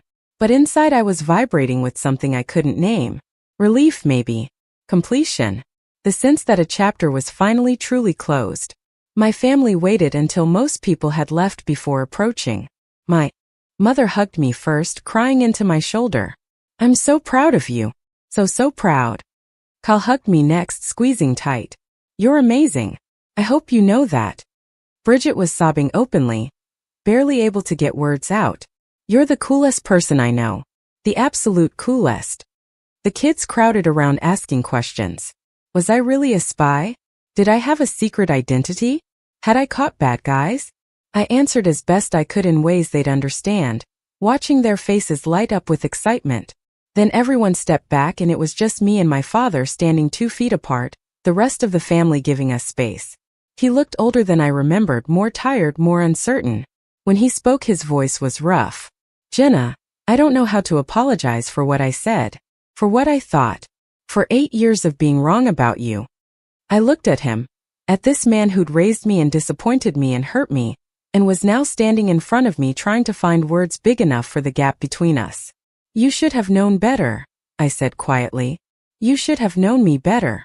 He nodded, his eyes wet. "I should have. You're right. I should have known that if you walked away from something it was because you had a good reason. I should have known you don't quit. You never quit anything in your life. I should have asked what really happened instead of just believing the worst." I felt tears pressing at the back of my own eyes. "Yeah, you should have." He took a step closer. "I know I don't deserve it, but I'm asking if someday you might be able to forgive me. Not today, maybe not for a long time, but someday. Because you're my daughter and I love you and I'm more proud of you than I've ever been of anything in my entire life." I looked at him for a long moment, at the genuine remorse in his face, at the hope and fear warring in his expression. I thought about 8 years of carrying his disappointment like a stone. I thought about standing in that pavilion and hearing him call me his biggest failure. I thought about last night, reading his text message for the 100th time. "I'm proud of you." For words. Such small, insufficient words. But also a beginning. "Maybe someday," I said finally. "But you're right. Not today. Today I just need you to understand what you did and what it cost me." He nodded, accepting that. "I understand. And I'll spend however long it takes making sure you know I see you now. The real you. The one I should have seen all along." We didn't hug. It wasn't that kind of moment yet. But he extended his hand and I shook it, formal and careful. A truce if not a resolution. The family wanted to go to dinner to celebrate, but I begged off, claiming exhaustion, which was true enough. I needed space, needed time alone to process everything that had just happened. I drove back to Portland as the sun set, watching the landscape change from the formal government buildings of Salem to the urban sprawl of the metro area to the familiar streets of my neighborhood. I parked in my usual spot, climbed the stairs to my apartment, and stepped inside. The space looked exactly the same as when I'd left that morning, but somehow felt different. Like I was different now, like something fundamental had shifted in how I moved through the world. I hung up my suit carefully, changed into comfortable clothes, made tea. Then I sat on my couch and pulled out my phone. I opened the text thread with my father, looked at his message from weeks ago, and finally, after all this time, I typed a response. "Thank you for saying that. It means something. We have a lot to work through, but I'm willing to try if you are." I hit send before I could overthink it. His response came almost immediately, like he'd been waiting with his phone in his hand. "I am. Whatever it takes. I love you, Jenna." I stared at those words, feeling something old and hard finally begin to soften. Love wasn't enough by itself. Love hadn't stopped him from hurting me, hadn't made him ask the questions he should have asked. But maybe love plus effort plus time plus genuine change could add up to something. Maybe we could build something new from the wreckage of what had been broken. Maybe forgiveness was possible, not all at once but gradually, carefully, honestly. I set my phone down and looked around my small apartment, at the life I'd built in the margins, at the ordinary simple space that was mine. Tomorrow the press coverage would start. Articles about the ceremony, about the cases I'd worked, about the environmental crimes we'd helped prosecute. My name would be public, attached to work I'd done in silence. People in Cedar Springs would read about it. Old colleagues would read about it. Everyone would suddenly understand what I'd been doing for 8 years. But tonight, before all of that, I just sat in my quiet apartment and let myself feel the full weight of what had happened. The vindication, the recognition, the painful, necessary conversations with my family, the ceremony that had made everything real and public and finished, the beginning of whatever came next. I'd spent 8 years being invisible, being misunderstood, being judged by people who didn't know the truth. I'd let them think the worst because the work mattered more than my reputation. I'd carried the burden of silence because someone had to and I'd been asked and I'd said yes. And now the silence was over. Now I could be seen again, fully and honestly, without covers or secrets or lies of omission. Now I could walk through the world as myself, Jenna Merrick, environmental crime investigator, federal operative, someone who'd sacrificed everything and done work that mattered. The future was uncertain. I didn't know what job I'd take next. Didn't know if my family relationships would heal or remain fractured. Didn't know what it would feel like to live a life that wasn't built on secrecy. But I knew I'd survived the hardest part. I'd carried the weight and I hadn't broken. I'd let people think I'd failed while succeeding in ways they couldn't see. I'd done right by the work, by the communities I'd protected, by the principles I believed in. And that had to be enough. Would always be enough regardless of what came next. I finished my tea, rinsed the cup, and stood at the window one last time looking out at the city lights. Tomorrow would bring new challenges, new conversations, new versions of myself to figure out. But tonight I just let myself be. Jenna Merrick, 32 years old, environmental crime investigator. Someone's daughter, someone's sister, someone's aunt. Someone who'd done hard things and survived them. Someone who'd been invisible and was now finally, gloriously, impossibly visible again. Someone who'd earned her place in the light. The morning after the ceremony, I woke to my phone buzzing with notifications. News articles, social media mentions, emails from people I hadn't heard from in years. The story had picked up more traction than I'd anticipated. Not national news exactly, but regional coverage that was spreading. Oregon woman honored for undercover environmental work, read one headline. Secret operative spent 8 years tracking pollution crimes, read another. There were photos from the ceremony, images of me shaking the governor's hand, accepting the commendation, standing at attention in my Navy suit looking more official than I'd felt in years. I scrolled through them slowly, coffee in hand, trying to reconcile the person in those photos with how I saw myself. She looked confident, composed, like someone who'd always known exactly what she was doing. The reality had been messier than that. Years of doubt and exhaustion and wondering if any of it mattered. Years of missing birthdays and holidays and normal life milestones because the work demanded it. Years of loneliness so profound it became background noise, just another thing I carried without thinking about it. But the photos didn't show any of that. They showed the polished version, the public face, the narrative that made sense to people who'd never had to live in the gaps between who they were and who they pretended to be. One article included quotes from Director Hammond. About my work. Miss Merrick demonstrated extraordinary dedication and professional excellence throughout her tenure with the task force. Her investigations were instrumental in 17 major prosecutions across 6 states, resulting in significant environmental protections for communities that would otherwise have been at risk.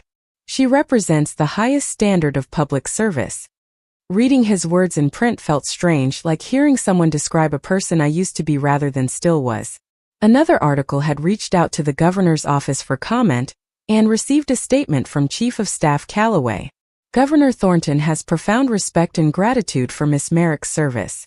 The work she did, often at great personal cost, exemplifies the kind of quiet courage that keeps our communities safe. We're honored to recognize her contributions. There was also a quote from someone at the Washington State Environmental Agency, my old employer, diplomatically acknowledging that my departure had been more complex than initially understood, and expressing pride in my subsequent achievements. I wondered how many people there were scrambling to rewrite their memories of me, to pretend they'd never believed the scandal, to claim they'd always known there was more to the story. Human nature, I supposed. Easier to revise history than admit you've been wrong. My phone rang while I was reading. A number I didn't recognize with the Seattle area code. I answered cautiously. Miss Merrick? This is David Chun from the Seattle Times. I'm working on a feature about your career, and I was hoping you might have time for an interview. We'd love to hear your perspective on the work you did, the sacrifices involved, what it was like operating undercover for so long. I sipped my coffee, considering. Part of me wanted to say no, to maintain the privacy I'd guarded so carefully for 8 years. But I remembered what Chief of Staff Callaway had said about my story mattering to other people. About showing that this kind of work existed, that people made these choices, that public service sometimes required real sacrifice. I can give you 30 minutes, I said finally. But there are still operational details I can't discuss. And I prefer to focus on the work itself rather than personal drama. He agreed enthusiastically, and we scheduled a phone interview for later that week. After we hung up, I sat staring at my phone, wondering if I was making a mistake. Wondering if opening up about the experience would help or hurt, whether talking about it would bring closure or just invite more questions I couldn't answer. Another call came through, this time from a number I recognized. Kyle. I answered. Hey. His voice was animated in a way I rarely heard from him. Jenna, have you seen the coverage? It's everywhere. My firm's managing partner called me this morning to say he saw the story, and how proud the firm is to be associated with your family. People at Vanessa's agency are talking about it. This is incredible. I heard the excitement in his voice, but also something that made me uneasy. Pride, yes, but also a kind of reflected glory, like my recognition had somehow elevated him by association. It's just a few regional articles, I said carefully. It'll die down in a couple days. He laughed. Are you kidding? The story has legs. People love this stuff, the secret operative angle, the family that didn't know, the dramatic reveal. Vanessa thinks you could probably write a book if you wanted to. Get a publishing deal, maybe even option it for film. I felt something tighten in my chest. I'm not interested in any of that. This isn't entertainment, Kyle. It was my life. It was 8 years of actual work that actually mattered, not a movie plot. He backtracked quickly. No, of course, I didn't mean to make it sound trivial. I just meant people are interested, that's all. And you should, I don't know, capitalize on that interest maybe? You've earned the right to benefit from your story. I closed my eyes, trying to find patience. I don't want to capitalize on it. I want to figure out what comes next without turning the last 8 years into a commodity. There was a pause. When he spoke again, his voice was more subdued. You're right. I'm sorry. I got caught up in the excitement and forgot this is actually your life we're talking about. That was insensitive. I appreciated the apology, but it highlighted something I was already starting to realize. My family's newfound pride in me felt complicated. Yes, they were genuinely sorry for how they treated me. Yes, they were genuinely impressed by what I'd done. But there was also an element of enjoying the association, of being able to point to me now as proof of something good about themselves. Look at what a Merrick can accomplish. Look at the courage in our family. As if my achievements somehow absolved them of the years they'd spent making me feel like a failure. We talked for a few more minutes, the conversation strained now, before making excuses to hang up. I sat with the discomfort, trying to sort through what I was feeling. I'd wanted vindication and I'd gotten it. I'd wanted my family to understand what I'd sacrificed, and now they did. But the reality of that understanding was more complicated than I'd anticipated.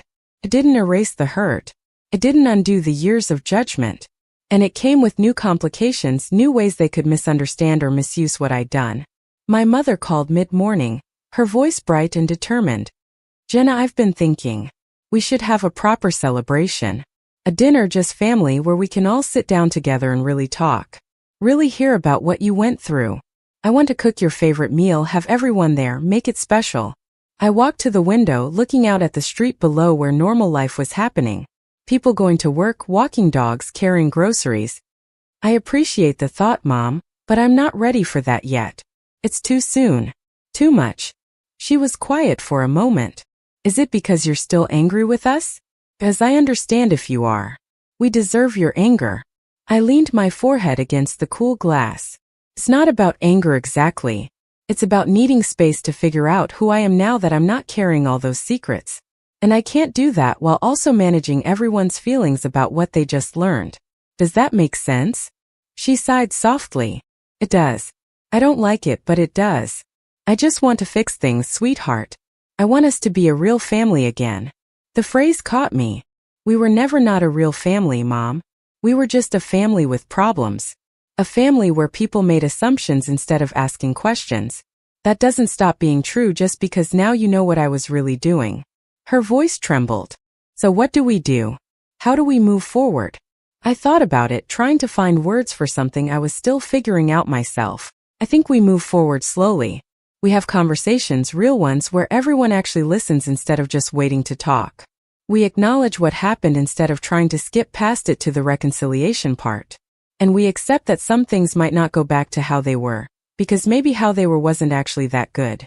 She absorbed that, and when she spoke again there was something different in her tone. Something more genuine, less desperate to fix things immediately.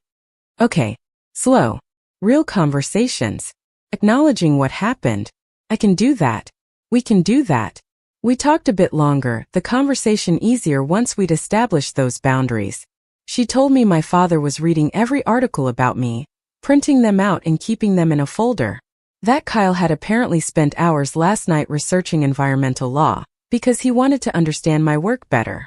That Bridget's kids had drawn pictures of me as a superhero, and hung them on their refrigerator. Small gestures, imperfect but sincere. Evidence that they were trying, even if they didn't quite know how yet. After we hung up, I forced myself to do normal things. Went for a run through the neighborhood, pushing my body hard enough that I couldn't think about anything except breathing and pace. Showered, dressed, went to the grocery store where I ran into my downstairs neighbor who'd apparently seen the news coverage. I had no idea, she said, eyes wide. I thought you worked in parks or something. This is incredible. You're like a real-life spy. I smiled politely, deflected her questions, and finished my shopping quickly. This was going to be my life now, I realized. Being recognized, being asked about it, having to navigate other people's excitement and curiosity about something that had been deeply private and difficult.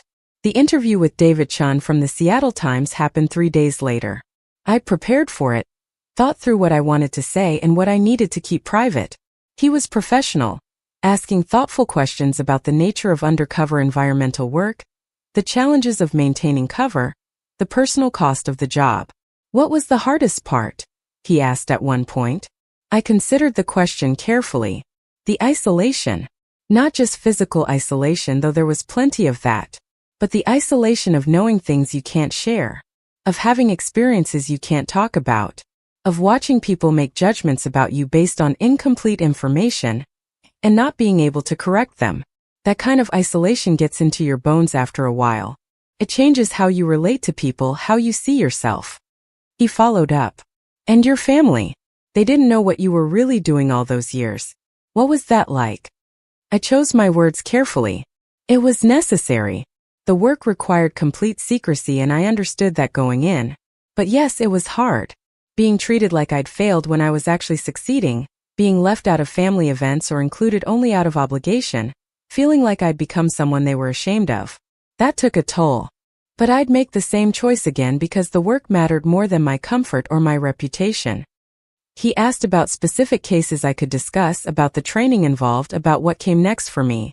I answered what I could, deflected what I couldn't, and by the end of the 30 minutes I felt drained but satisfied that I'd represented the work honestly without sensationalizing it. The article came out a week later, featured in the Sunday edition with a photo of me from the ceremony. The headline read, "The Weight of Silence. Inside one woman's 8-year environmental crime investigation." It was fair, thoughtful, focused appropriately on the work rather than the family drama. Chun had included context about environmental crime prosecutions, statistics about illegal dumping and corporate pollution, information about the task force I'd worked with.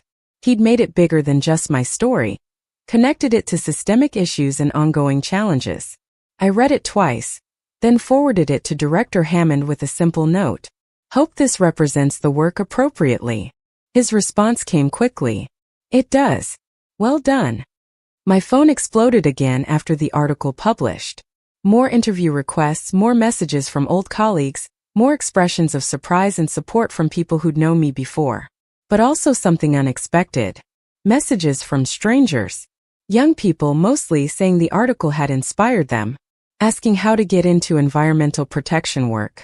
Sharing their own stories of feeling called to public service but worried about the sacrifices involved. I read through them slowly, moved by the earnestness and vulnerability. One message in particular stayed with me. It was from a woman named Kira who said she'd left a job with an environmental nonprofit after facing harassment and threats from the industry she was investigating. She'd felt like a failure, like she'd given up, like she'd let everyone down. Reading about your work, she wrote, about the years you spent being misunderstood while doing something that mattered, it helped me see my experience differently. I didn't fail. I made a choice to protect myself so I could fight another day in another way. Thank you for showing that there are different kinds of courage and different ways to serve. I wrote back to her, something I didn't do for most of the messages. You're exactly right. Protecting yourself so you can continue the work in sustainable ways is just as important as dramatic sacrifice. We need people who can go the distance, and that means knowing when to step back, regroup, and find a different approach. Your work mattered. Keep going. Her response came within minutes, a simple thank you. I needed to hear that. These exchanges, these small moments of connection with people who understood the weight of this kind of work, meant more to me than any of the official recognition. They reminded me why the ceremony had been important, why telling my story publicly served a purpose beyond personal vindication. There were other people carrying similar burdens, other people making similar sacrifices, and knowing they weren't alone mattered. September faded into October. The media attention gradually died down as other stories took precedence. My family and I fell into a new pattern, tentative but functional. Weekly phone calls with my mother where we talked about real things instead of surface pleasantries. Occasional lunch meetings with Kyle where he asked genuine questions about my work, and I asked about his life. Video calls with Bridget's kids where Nathan showed me books about environmental science he was reading, and Lily told me about a school project on water conservation. My father and I exchanged texts, brief but regular, slowly building something that looked less like the relationship we'd had and more like the relationship we could have. It wasn't perfect. There were still moments of tension, still conversations where old patterns emerged and had to be consciously redirected. Still times when I felt my family was more interested in the story of what I'd done than in the reality of who I was. But there was also genuine effort, real change, honest attempts to do better. I started looking seriously at what came next professionally. Director Hammond offered me a permanent position with the task force, this time above board with an official title and salary that reflected the work. "We need people with your experience," he said during a call. "People who understand how to build these cases, who can train the next generation of operatives, who can bridge the gap between field work and prosecution." It was tempting. The work was meaningful, the people were competent, and I already understood the culture and demands. But part of me wondered if I needed something different. Something that allowed me to use my experience in new ways, to have a life that wasn't defined entirely by secrecy and sacrifice. I also got contacted by several environmental nonprofits interested in hiring someone with my background. One in particular caught my attention, an organization focused on corporate accountability for pollution and environmental damage. They wanted someone to build out their investigative capacity, to develop methods for tracking and documenting environmental crimes that could support both legal action and public awareness campaigns. The work would be challenging but above board. I'd have a team, resources, the ability to speak publicly about what we were doing. It was appealing in ways I hadn't expected, the idea of doing similar work but in the light instead of the shadows. I scheduled interviews with both options, giving myself time to really consider what I wanted. What kind of life I wanted to build now that I had the freedom to choose. In late October, I drove back to Cedar Springs for the first time since the reunion. My mother had asked tentatively if I'd come for Sunday dinner. Just immediate family, she promised. No extended relatives, no big production, just a meal together. I'd said yes, partly because I was ready and partly because avoiding them forever wasn't sustainable if we were going to try to rebuild relationships. The drive was familiar, the landscape unchanged. Small towns giving way to smaller towns, farmland stretching to tree-covered hills, the particular quality of light that belonged to this part of Oregon. I pulled up to my parents' house, the same house I'd grown up in, and sat in the car for a moment gathering myself. My father came out before I'd even turned off the engine. He walked to the driver's side and stood there awkwardly until I got out. We looked at each other, this man who'd raised me and disappointed me, and was now trying to find his way back to being my father. "Thanks for coming," he said quietly. "I know it wasn't easy." I nodded. "No, but I'm here." He gestured toward the house. "Your mother's been cooking all day. Made all your favorites. She's nervous." That made me smile slightly. "So am I." We walked to the house together, not touching but side by side, and for the first time in years it didn't feel wrong. Just tentative. Just careful. Just possible. Dinner was exactly what my mother had promised. Small, quiet, focused on actual conversation rather than performance. We talked about my work, about their lives, about memories from before everything got complicated. Kyle asked intelligent questions about environmental law. Bridget shared stories about her kids that were genuinely funny, rather than just proud parent boasting.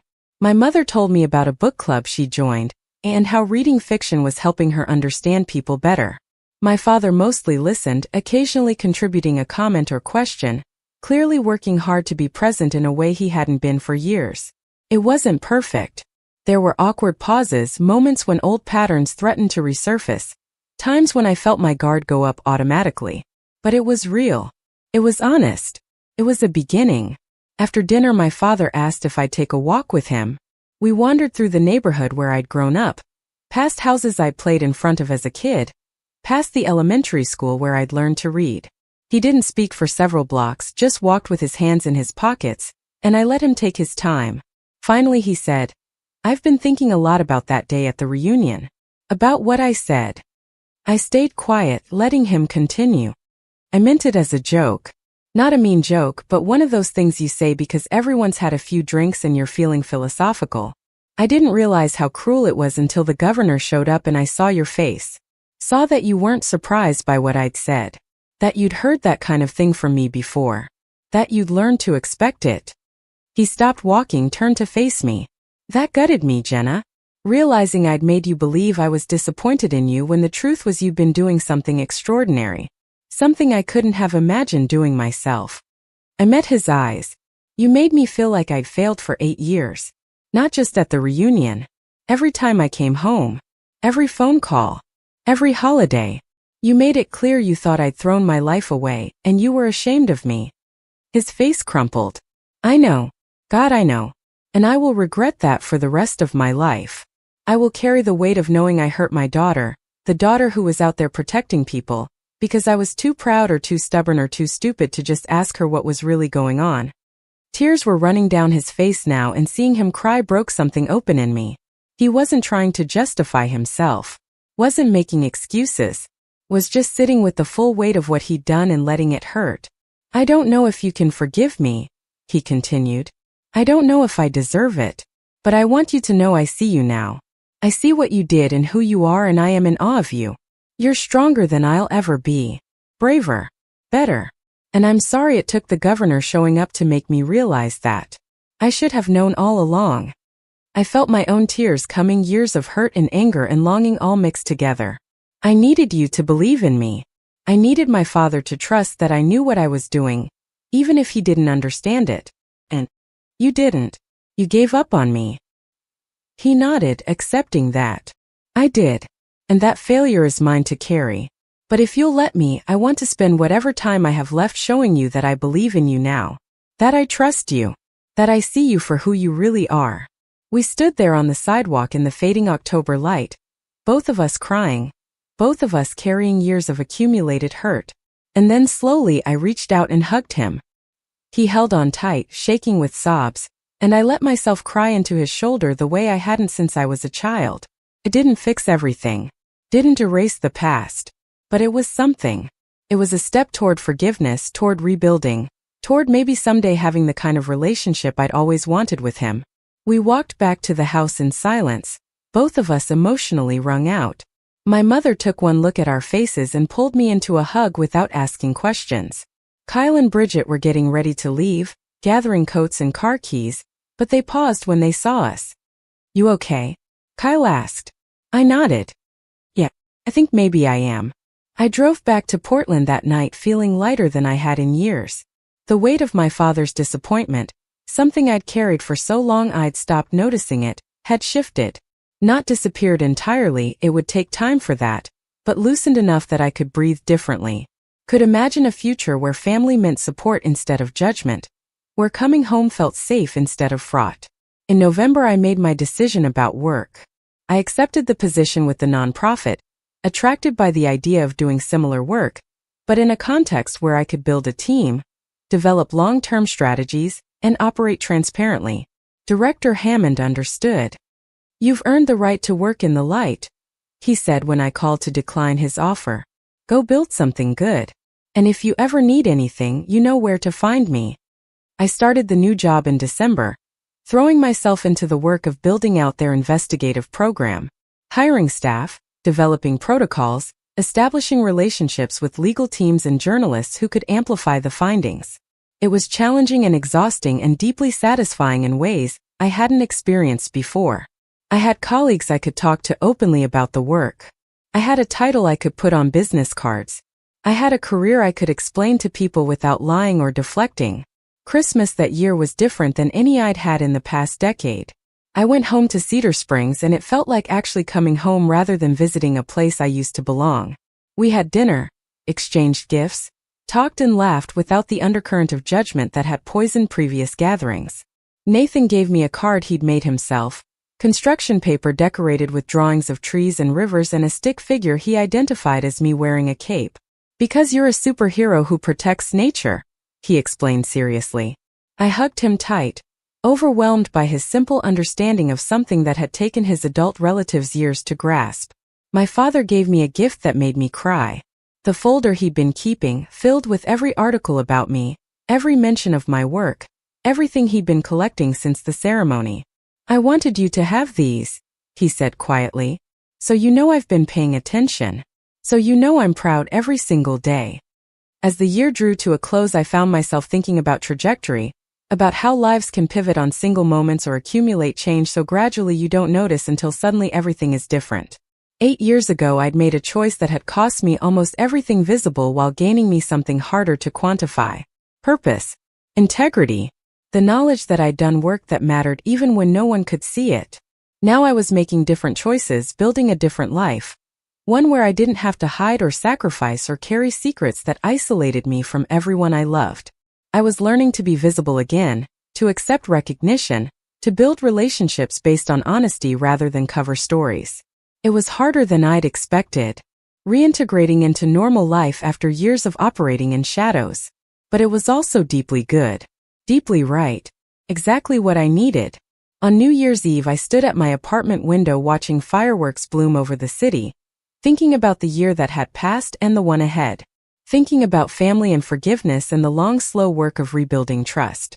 Thinking about my new job, the team I was building, the investigations we'd launch in the coming months.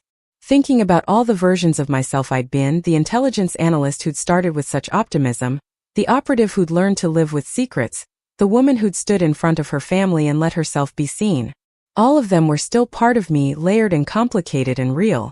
My phone buzzed with messages as midnight approached. Happy New Year texts from my mother, from Kyle, from Bridget. A message from my father that just said, "Proud of you always." A text from Director Hammond that read, "Here's to new beginnings. You've earned them." Messages from colleagues at the nonprofit, from friends I was slowly allowing myself to make, from Agent Torres who sent a simple cheers to visibility. The fireworks reached their crescendo, bright explosions of color against the dark sky. And I felt something I hadn't let myself feel in years. Hope.